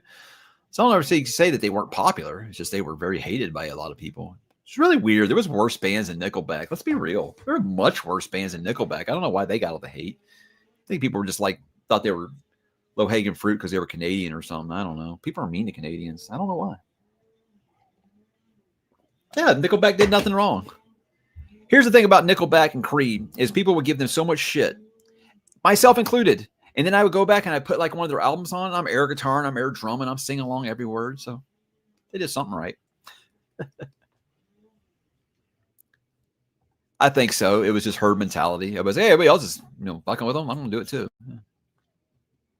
What's my favorite book of the year so far? Shit, man. What have I read this year? It's a good thing I have Goodreads open. Oh, God. The chainsaws. My goodness. Are they cutting the tree down? I'm afraid to look. Where does it put your stupid reading challenge on Goodreads? I can never find anything on this deal. Reading challenge. I've only read 9 books so far. Let's see here. My favorite that I've read so far this year, not counting rereads because that's cheating, probably High Fidelity. I really liked High Fidelity a lot. Reading High Fidelity might have been something that made me be like, I got to go listen to my vinyl again. Honestly, it might have done that. It might be responsible for that. No, it's too late. Stop this. They need to stop this. De Niro and Pacino, 2 of the greatest ever. They're old. We need to stop doing this. What made Heat work is those 2 were just so damn cool. They're not cool anymore. They're just not. They're old. They're very, very old. 2 of my favorite actors ever. But like when I'm watching Casino, I'm just like, dude, I just want to be Robert De Niro. He's amazing. He's just so damn. I wanted to learn how to smoke because Robert De Niro did it and it looked cool. I'm kidding. So I don't know. I think it's just been too long. Is Michael Mann doing it? When Val Kilmer passed away? Oh God, if they do CGI Val Kilmer, I might cry. Oh. I do like Alter Bridge. Miles Kennedy has an incredible voice.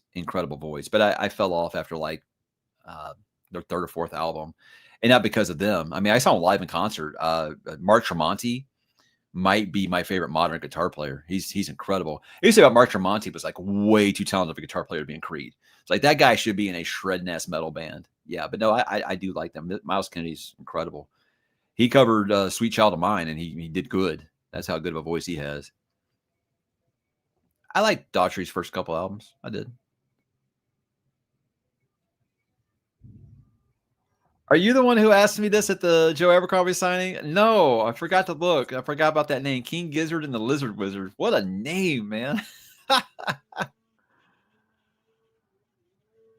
No, I wouldn't say my favorite movies of all time. Probably my favorite of this decade.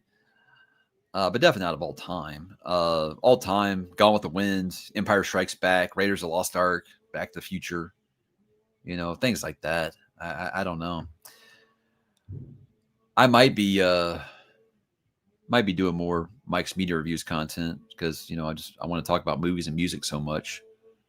Any other updated top tens forthcoming? Maybe. I don't know. I've redone my trilogies and I've redone my where to start. It is an even numbered year, so I mean it would be time to update my favorite fantasy series again if I feel like it's changed enough. I don't know if it has. We'll see. Oh, I see. So they're gonna de-age Pacino and De Niro. Nah, stop it. Stop it. Seven Dust are good. They're really good. I like them. I like them.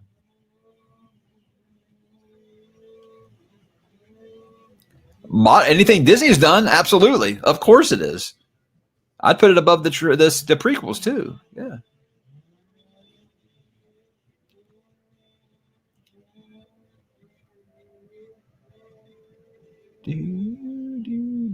Blue Oyster Cult.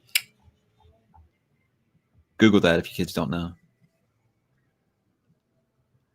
Talked about it earlier. It's going pretty good. I feel like I'm delaying ending it because I don't want to say goodbye. So I feel like I'm in. You know how like okay, the third part of a relationship. Don't take it to a gross place when I say this. There is always a third party involved in a relationship, and it's always the best friend.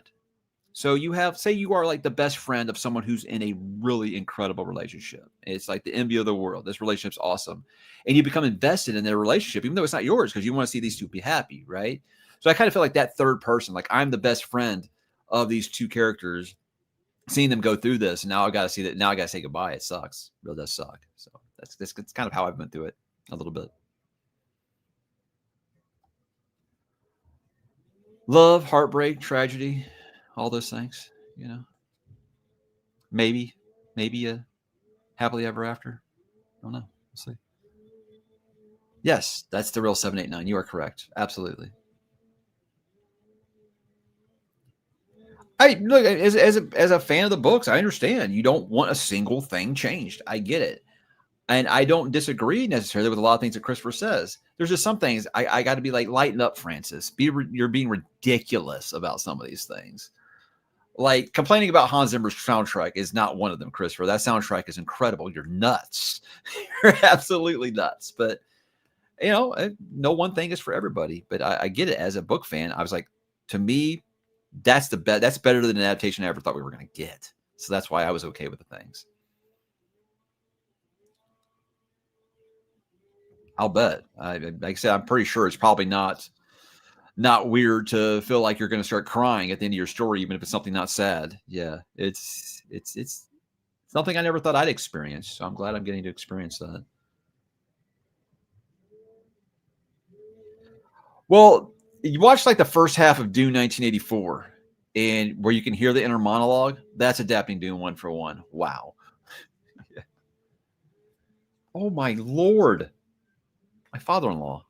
My father-in-law. Here, I'm going to answer it. Hey, I'm on a live stream right now. What's up?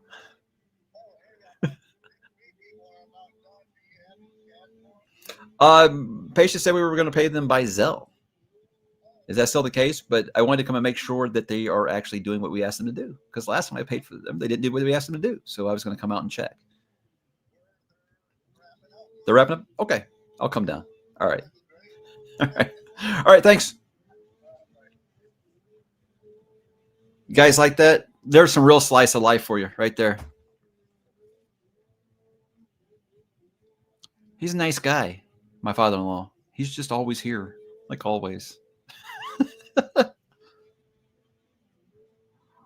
All right. Can you guys hold it down for 5 minutes while I go pay these people? I'll be right back.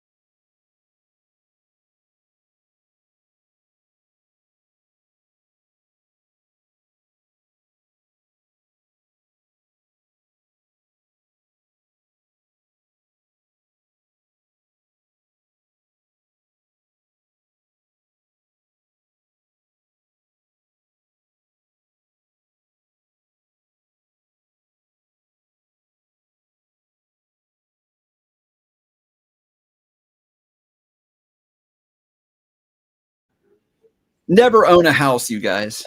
Okay. Woo. Catching up here. Okay, there it goes. All right. I am a few $100 lighter. How about that?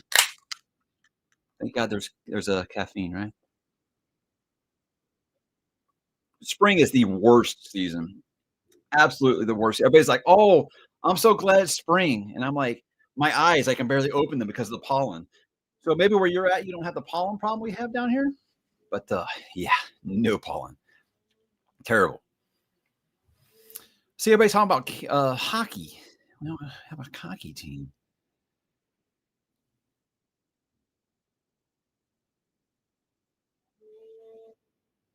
Yeah, I know, right? Joe is clutch like that.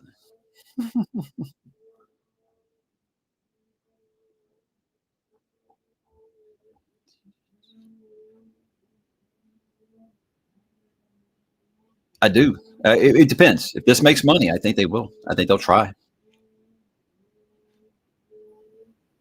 Because I won't say why, but they could do almost entirely new castings, and if they want to do Children of Dune, if they didn't have to worry about bringing everybody back, because there's characters that are in it, obviously in Children, but they're people they could probably either write out or replace rather easily. I think.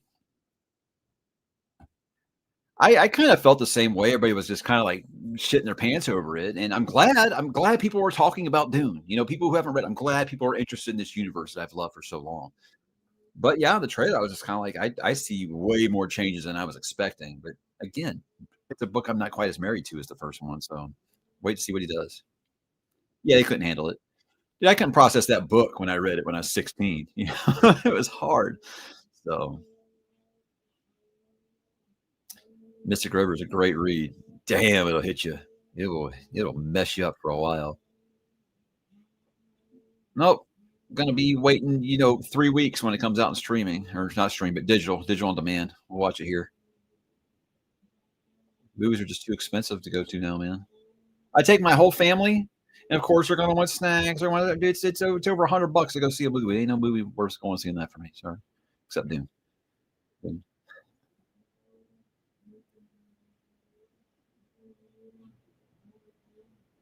I miss it really because I used to be one of those people who went to the theater a lot, a whole lot, but just too much now. And honestly, it's just like you pay that much money to have a nice sound system and a nice TV and home theater and all that. It's just like if it isn't something like super epic like Dune that I want to see on the big screen, I don't feel like I need to go. And honestly, again, this is going to sound like old man shakes fist at cloud. I can't stand going to the movie theaters anymore because of the people. There's always someone in front of me that's got their phone open the whole fucking time. I got to look at this big bright ass screen that they just keep. They look at for like 5 seconds and put it down. Think that's okay, but then they look again another minute, and it's just like the whole movie. People talk through it. There's always some speaker that's rattling or something. It's frustrating. You feel like you're paying that much money. You best have like the greatest experience ever, right? See, so it's not just me, but I think that's one of the things, during the virus shall not be named, is that a lot of people got used to just not going to theaters anymore. And I don't know that it's ever fully returned. But I'm also not going to completely blame it on the virus shall not be named. I'm going to blame it on movie quality. Yeah, I believe that there's. What do we used to have like 3 or 4 bangers a month back in the day? Now it seems like we got maybe 2 or 3 great ones a year, if that. So, but that's all a matter of taste, really. If you like everything right now, I'm not telling you you're wrong. It's just got to the point now where like a movie turns out to be really great. I'm surprised. I'm really, really surprised. No, he said recently it's not coming out. He said at Dragonsteel and he said at the signing with Ryan the other night, it's not coming out this year. He's not even done writing it. And it's like 1,200 pages right now. So I won't be shocked if he tells us, hey, I'm splitting it in 2 books because it's getting quite long. Probably. I like the second one enough to keep going. I liked Art. Art was a very interesting character. So and I really enjoyed the Apple TV adaptation. That's what made me give it another try, was how much I liked that. Oh, yeah. We used to go, to it was called Tinseltown, little theater over by us, and, like, during the daytime, it was, like, 350 a pop up until, like, 2016 or so. So we would always do that. I've heard it follows the book pretty well, except it just, like, really, really jumps into it at the beginning, you don't have your character, like, doing all the math and stuff, to figure out what's going on. He just goes upstairs and sees, "Hey, I'm in outer space." Yeah. But again, there's just some things that, yeah, you're not gonna get everything you read in a book, especially since that book has a lot of inner monologue. You're not gonna get all that stuff on the screen, so I'm glad to hear it's good, because I felt like the that was that was my book of the year when I read it, and it was a really damn good book. So I'm glad to hear it's good. I hate that they, ruined a lot of stuff in the trailer, but if that's what gets people there to see it, cool.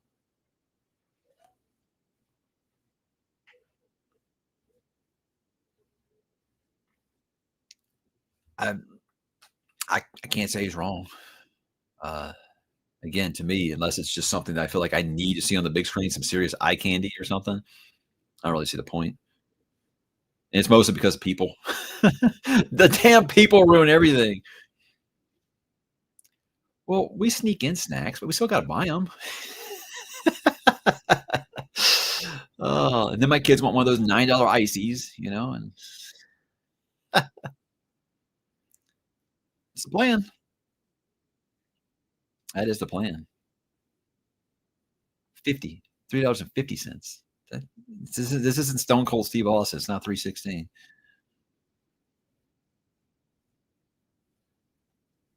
The thing was is I feel like a prophet now because when Endgame was coming out, I said, "This is it. This is the end. I don't care what comes after this. You're just hanging around a party too long after this." And everyone told me I was wrong, and they still I think it was up until Ant-Man Quantum Mania or whatever the hell that was called.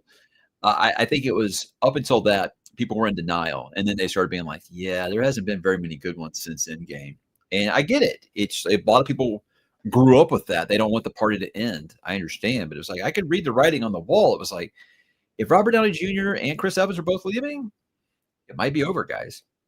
It might be over. And I said it felt like at this point I was just staying to watch. It's like after Michael Jackson passed away and you just still went to his concert to watch the backup singers. That's kind of how it felt to me. So it definitely felt like staying at a party too long. But I feel like they're trying to undo all that by bringing all these people back now. And whatever, whatever. Hope people like it. I I I didn't even watch the trailers for Doomsday. Don't care. Just don't care. I thought Robert Downey Jr. as Victor Von Doom was stupid. It's stupid. So there we go. I have opinions just like everybody else, guys. It doesn't mean that they're right. Yes. Yes. Said that earlier. I would definitely go back. Yeah, it's impossible to get in and out even by yourself for under $10 these days. Mm, mm, mm, mm, mm, mm. Smoke on the Water, is that the greatest guitar riff of all time? It's not difficult or anything. I can even play guitar and I can play Smoke on the Water, but you know what? What's good is good. Sometimes a simple riff is all you need. Probably. I'll be taking my older one for sure. Like I said, he remembers that pact I made with him when we were kids. He's still mad I didn't take him to go see the Batman because, well, he just wasn't available when it was time for us to go, and I took my wife instead. And then I told him I didn't think he'd like it. And then when it came out on streaming, he didn't even watch it. So I think I was right. I think I was right. But yeah, Batman, Superman, Spider-Man, that was the pact I made with the kids. We go see that's my 3 favorite superheroes, and we go see those movies no matter what. No questions asked. So it worked out because the last Spider-Man movie was really good, because it had my Spider-Man in it, Tobey Maguire, and, that was fun. That was a lot of fun. Much better than I expected.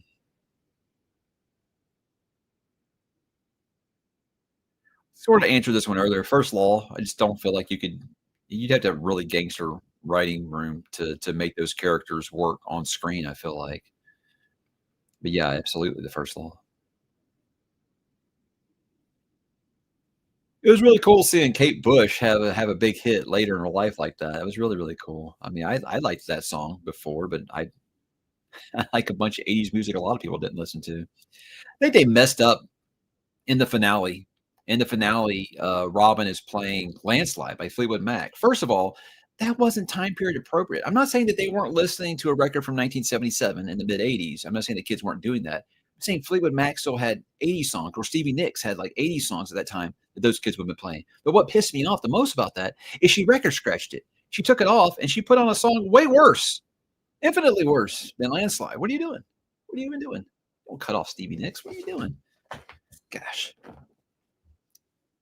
So everybody's complaining about their stuff about the last season of Stranger Things, and that was my biggest complaint. You don't cut off Landslide for some song that no one liked. They did really good with the Prince song though. That was a good pick. Did I miss anything while I was out there with the landscaping crew? Let's see. Thank you guys that stuck around through that. I appreciate it.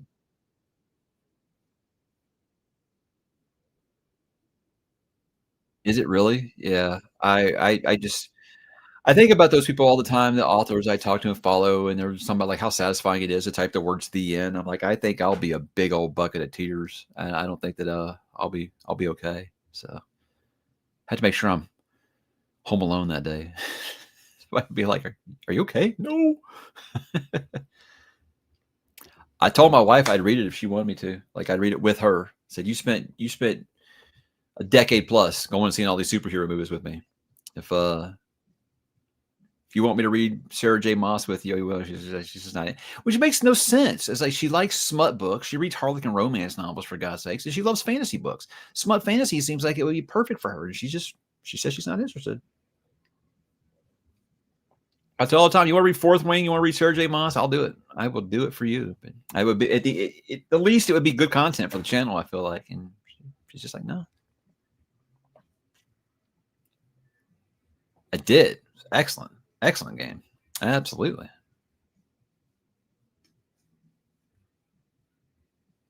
Is this the Mike Flanagan Exorcist movie? I don't know. I love Mike Flanagan. Love him. Love him. Don't think he can do anything wrong. But it's like remaking Carrie, remaking The Mist, remaking The Exorcist. I'm like, dude, you're so much better than this. What are you doing? Give us something. Give us something new. Give us something original. Your original movies are so good, man. What are you doing? I don't know. I mean, really, I just wanted to do Dark Tower, but we'll see. Sure, yeah, but I think, once your story comes to an end, even if you're editing it, I still feel like your story has come to the end. I feel like you not just say goodbye, goodbye, but you've said your initial goodbyes. And then it's just like reviewing the film after that. At least that's how I feel. It would be my first time doing this. I don't know what that is. Is that a cartoon or something, or an extra, or a spinoff? I don't know what that is. I'm so behind on some of this stuff, man. I don't even know. Like I didn't even know what Crimson Desert was until like 2 weeks ago. So that's why I'm not crushed about it. About the mixed reactions to it. I think it's because I don't scroll my phone so much, maybe.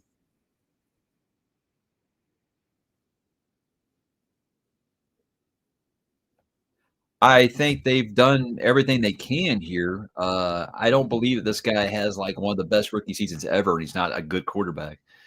I think they set him up to fail a lot because I think the coaching staff here, while I like D'Amico Ryans, he doesn't think offense matters. He thinks let's just make our defense great and we'll win 3-0 every game. That's what he believes. That's why he always will take the field goal. But I think this offseason they've realized, okay, we got one more year before we got to decide if we're going to pay this guy or not. So they've gotten 3 new offensive linemen. They traded for David Montgomery. They want to run the ball better. They want to put him in position to succeed more. So I think that they're doing the right thing and by saying, okay, let's actually give this guy stop asking to play hero ball. Let's run the football. Let's make an actual run game to where people can't just pin their ears back and tee off on him every time. He's got to try to make bad decisions like he made in the playoffs. So I'm not ready. He's 23 years old. I'm definitely not ready to say, oh, he's washed, at 23. I mean, look at Trevor Lawrence. We all thought he was a generational bust. And last year he was, what, 5th for MVP? So I think that people give up on these young quarterbacks way too fast, especially when they go to bad teams. They change offensive coordinators 3 times. They change head coaches 2 or 3 times. Look what Sam Darnold just did. Just won a Super Bowl because, he went somewhere where they have stability. Got to give these guys time. But the bad thing is like, after year number 5, you have to pay them outrageous amounts of money. So we'll see. I do. It's the most exciting playoff in sports. It is. It's incredible. It teams that I love the Cinderella story. Duke almost lost to a 16 seed. That would have been amazing. Yeah, the tournament's it's unmatched. But I don't even do brackets anymore because mine's ruined after day 1. Always ruined after day 1. I retired from fantasy football in, gosh, 2004 or 5. It was just way too much. I was getting way too invested in it. And the last thing I wanted to be was that guy who's like cheering for someone scoring against your team because they're on your fantasy team. I hate that. I hate that. Of all time? Jeez. Tom Brady, Joe Montana, Dan Marino, John Elway. I want to say Peyton, but God, he choked so much in the playoffs. So I'll go like Johnny Unitas, something like that. I don't know. I have to think about it.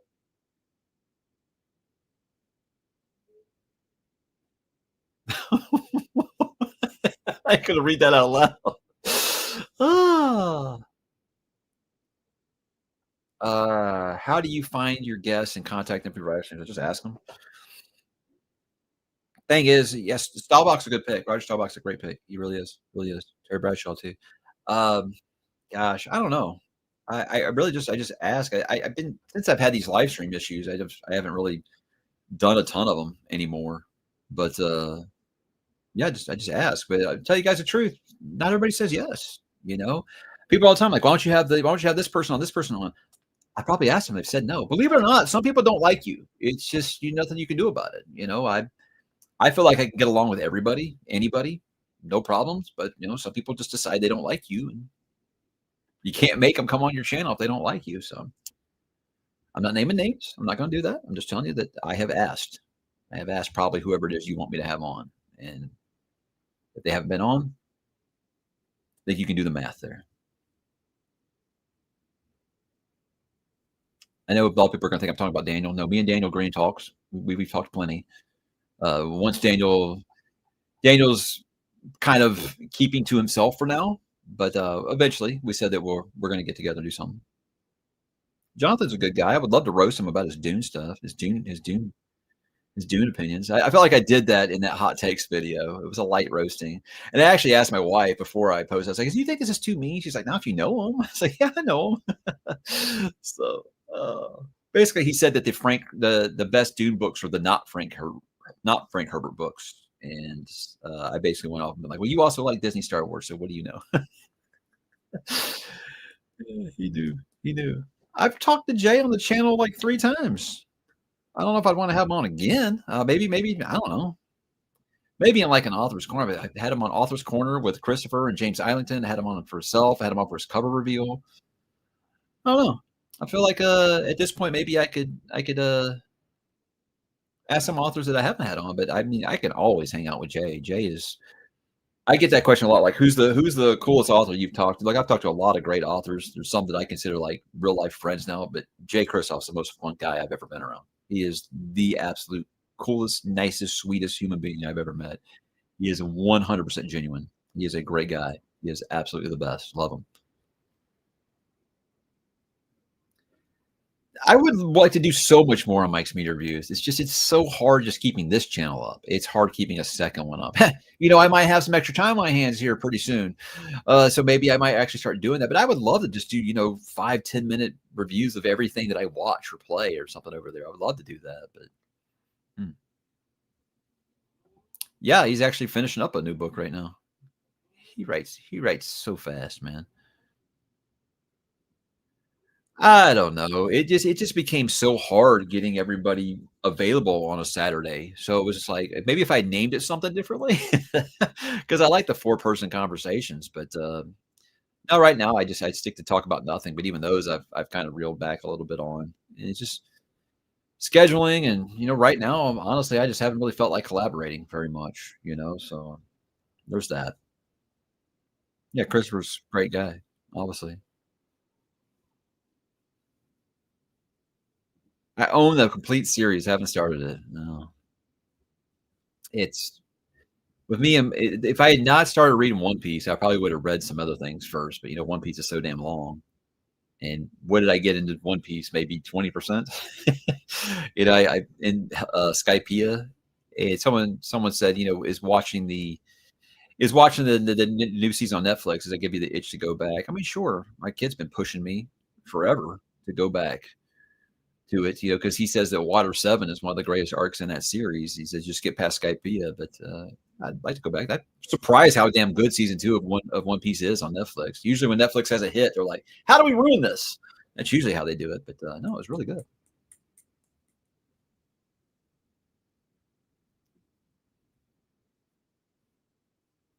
Oh, it was awesome meeting everybody. Sorry if I don't remember you by your screen name, but I hope I was nice, and I'm sure my wife was. She was just awesome at that event. Like people come back from that event being like, I love Mike, but I think I like Patience more, and I'm like, me too, me too. But yeah, it was awesome meeting everybody out there. That was a blast. It's like I'm glad that all of the moderation gigs are over for now, just because traveling just takes it out of me. As you've seen this week, where I didn't get the weekly update out until Wednesday. It's just it takes it out of me to travel anywhere, and I just feel like I get behind on everything. But again, it's a blessing to be asked to do something like that. It really is. I still, when an author asks me, I'm just like blown away. I'm like, "You're sure? You're serious? Me? Okay." So yeah, it's been real fun. I've done it for Ryan 3 times now, Christopher twice, and Jay Kristoff. That was Jay Kristoff one was wild because it was just like, oh my god, there's so many people out there. Jay is he's a little bit more successful than some of these other authors I've been. So that's the biggest one. So I wish authors would start coming to Houston though. I got a really beautiful Books a Million a mile from my house. It's huge, it's massive. I'm sure they'd love to have you guys. Please come to Houston. It's a great city. Everyone comes to Dallas. Gosh, how did I meet my wife? Oh, this is a fun story. I always joke by saying I dated her best friend in high school, which is true, but it's not really how we met. I did date her best friend in high school. We didn't really talk a ton. I mean, I thought she was a babe, obviously. I mean, she's a redhead, so you should have my attention. But it wasn't until, gosh, about 10 years after I graduated, she came to the bar I was at with a friend, and I tried to hit on her, and she thought I was drunk, and she turned her back to me. Sounds like a happy ending, right? Met her at a bar, huh? And it was like about a week later, one of her friends took her phone and texted me that she was into me, but was too nervous to like talk to me or something like that. And that's just kind of how it happened. And we just started dating, and snowball effect. That's how it happened. It's wild. I wish I could tell you it was some kind of fairy tale story, but it's not. You can meet a good girl by dating her best friend and at a bar. It is true. It is true. Uh, I've watched a couple of Alt Shift X, but I'm not like religious. I watched Quinn for a long time. I watched Quinn before he even read Dune. Yeah, he was still doing the what was he doing before then? Was he just doing Song of Ice and Fire stuff before that, or was that after? Anyway, I remember when Quinn was first getting into Dune, I was watching his channels. Yeah, it was good stuff. He did really good recaps of the Dune books on there. Quinn's amazing. He's an amazing content creator. Well, for another 6 weeks, I'm an accountant, so we'll see. Yeah, it was an experience. I mean, we were there 2 days, and I wish it had been a week. It was so fun. Everyone was so nice. And yeah, getting to meet all the other booktubers was a blast.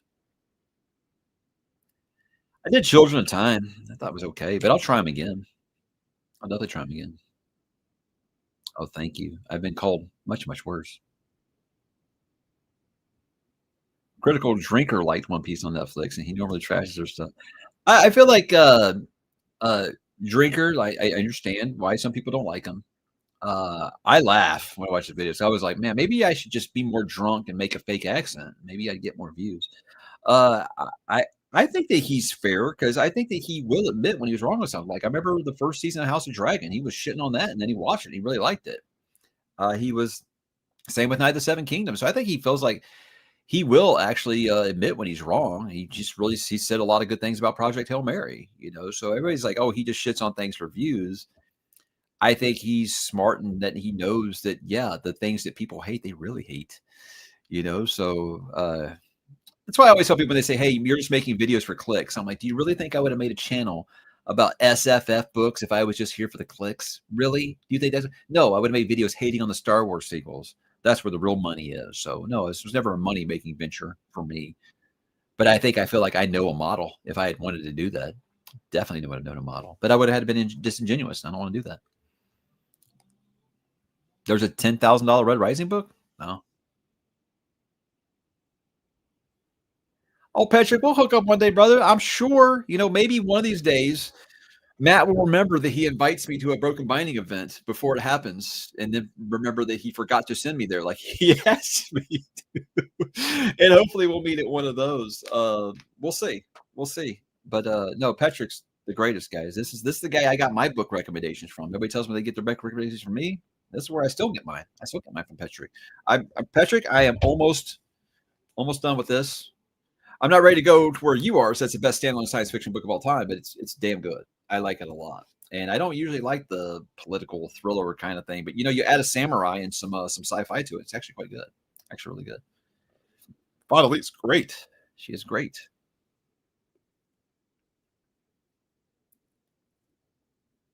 No doubt. No doubt. Like I said, when Patrick went to Worldcon, I think it was, and like everyone freaking there knew him. I was like, I want to believe that I go there and everybody would know me like Patrick, but I doubt it. I'm surprised when people know me at a book signing. Pretty neat. I did have someone spot me at a restaurant the other day, last weekend, and I was like, "Hey, big fan." I'm like, first, I'm always like, "What are you talking about?" And because my viewers obviously aren't local, but this guy's like, "I knew you said one time I saw your PO box was in Cypress, so I figured it might happen eventually." But it just weirds my kids out, like my youngest kids all the time. I was like, "Are you famous?" I'm like, "No." Because someone saw me at a Barnes and Noble one time and knew me, and he just like flipped out. But my oldest is all like, "Oh yeah, that's my dad." Like only time he's ever been proud of me for reading books. But it's still really really weird. And I just it's weird to me when someone comes up and says, "Hey, I love your channel." It still just blows me away. Uh, Whoever's playing Duke and the Cougs, U of H, University of Houston. U of H got so damn close last year. Should have won it. And I feel like that hangover is going to keep them from doing anything in this tournament. But yeah, anybody but Duke. F Duke. Can't stand them. I've hated Duke since I was a kid. I was a kid. Yeah, I was a UGA guy, but I said if I went in college basketball, UGA wasn't really competitive, but Georgia Tech was. So I would root for Georgia Tech and ACC, and they always would get beat by Duke in North Carolina. So yeah, sports hate is a real thing. I've got less of it as I've gotten older, except those ones that you had as a kid. Like I hate Duke. I hate the New Orleans Saints because again, I grew up in Atlanta, and the Saints and the Falcons just had like a really nasty rivalry. And I still hate the Utah Jazz because the years with Karl Malone and the Rockets. But yeah, and the Florida Gators can S a D too because I am a Georgia Bulldogs fan. So the Florida Gators can get roasted and die in a fire if that's the Florida Gators you're talking about. Yeah, no, F them forever. I'm mostly talking about college football, though. Yeah.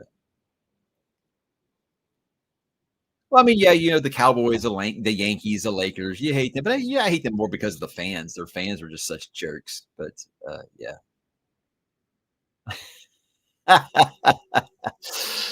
Let's tell you a story about this. Is when I was like 8, Georgia and Florida would always have the world's largest cocktail party, which is like a neutral site for the Gators and the Bulldogs to play. And I went to that, and that's when I learned at a young age that age doesn't protect you from trash talk. And Gators fans were absolutely having no problems roasting an 8-year-old kid. And so from that day, I was like, "Fuck Gators fans." So yeah, well, what happens to you in your childhood can definitely define who you become, I think. Oh man, gosh, them winning the Super Bowl was like one of the worst days of my life. It really, really was. How the Vikings lost that game to them. With Adrian Peterson fumbled like 5 times. Oh god, nuts. Brett Favre did his favorite Brett Favre thing. I'll throw it across my body to the wrong team.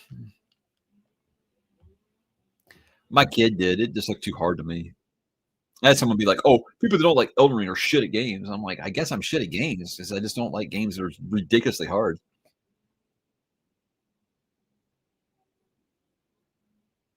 I did.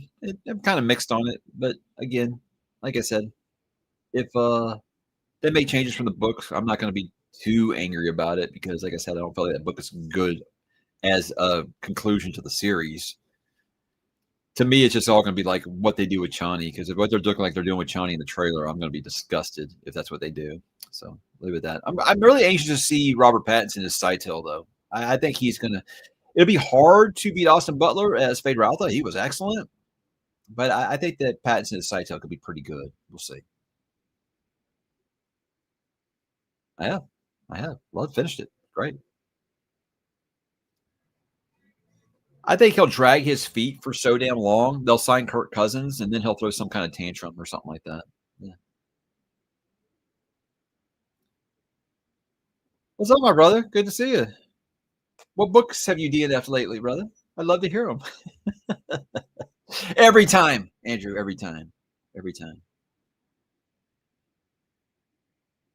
I am not familiar with Ted Klein, T.E.D. Klein. Best Lovecraftian writer from the 70s and 80s. Thanks for being the best. Oh, thank you. You're very kind. Not familiar. Yeah, and when you said that, Patrick, I was kind of thinking about it, and I was like, I guess I can't call Hyperion a standalone, obviously, 'cause there's 4 books in the Hyperion Cantos. But I mean, the only sci-fi standalones I've read, I guess, would be like Michael Crichton, which a lot of people would say, well, the techno thriller isn't exactly science fiction. So yeah, there's that. Childhood's End is probably my favorite standalone science fiction book of all time. Arthur C. Clarke, so good. I haven't. I've never been able to get into courtroom dramas or hospital dramas. I mean, even Michael Crichton couldn't get me to watch ER. But the my patrons freaking love the Pit. They talk about the Pit on the Discord like all the time. It's a pain. It really is. There's a lot of people here. It's it can get frustrating. Definitely. Like yesterday leaving work and I was like, really, it's going to take me over an hour to go 16 miles. Great. Thank you. Thank you very much, construction. I haven't. I had I don't remember what it was called, but they're all like this thick, and that kind of scared me off a little bit. But Moyd's been trying to get me to read Peter F. Hamilton or who's the guy that does Alistair Reynolds? iWizard and Moyd have both been trying to get me. Jordan over at iWizard have been trying to get me to read Alistair Reynolds for a while. Well, I don't want to get into spoilers of the book for people who haven't read the book yet, but let's just say that there is a particular antagonist in the book, and I worry that they're replacing that character's storyline with Channing, and that would be catastrophic to the series. I think it would be the point of no return for me. I would be very, very upset if that's what they do. And me and Christopher brought this up when we did our spoiler talk for Dune Part 2, and we started talking about stuff that would happen in Dune Messiah, or if they got all the way through Children of God Emperor. And I said there, if they replace that character with Channing, I'd be very, very upset. So already it's the book is 12 years after the events of Dune, and this is 17 years after the events of Dune. So we'll see. We'll see how it goes. But again, I can handle a little bit of changes, but that one would be like that is the dumbest shit you could possibly do.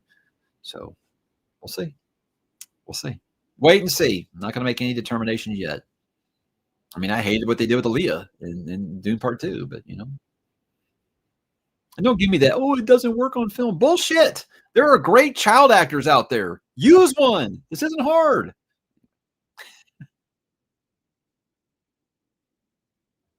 Uh Paul Atreides, because he would know what Rand was going to do like 5 moves before he did it. And if he didn't do that, he just moved to like a different timeline and figure out a way to do it. It's unbeatable.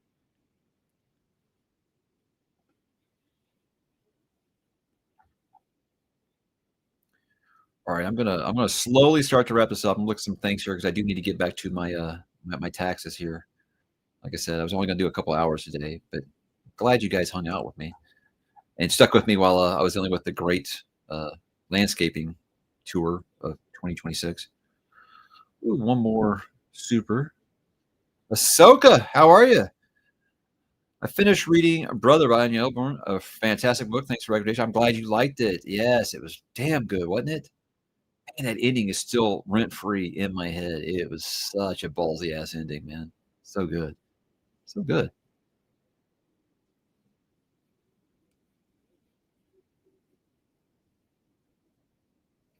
Oh, no one loves to close a freeway down to 1 lane more than Houston. I will agree with you there. Look, I love it here. I love Texas. I'll never leave unless, like, someone just offers me some unsightly amount of money for a new job. But, my wife asked that last night. She's like, "Oh, you're not willing to, like, relocate?"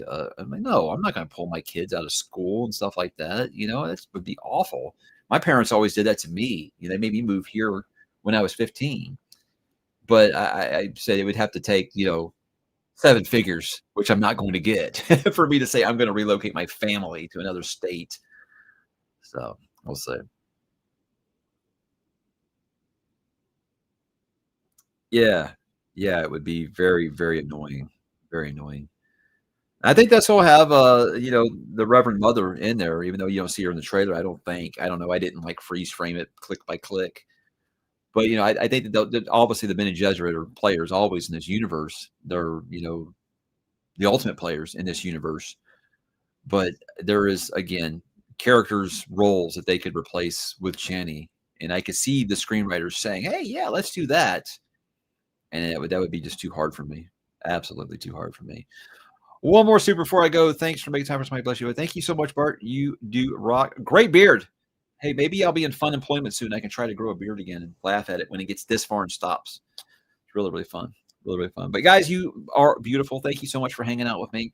And like I said, hanging out with me through the noise and through the great pause there and all that stuff. And you're awesome. There'll be no weekly update this week since I did one on Wednesday, but I do got some videos coming next week. I'm gonna be talking with Jim Butcher early next week and maybe something else a little special. We'll see. But you guys have an awesome weekend. Be careful, be good. Don't do anything I wouldn't do. And just try to have some fun. Huh? Talk to you soon.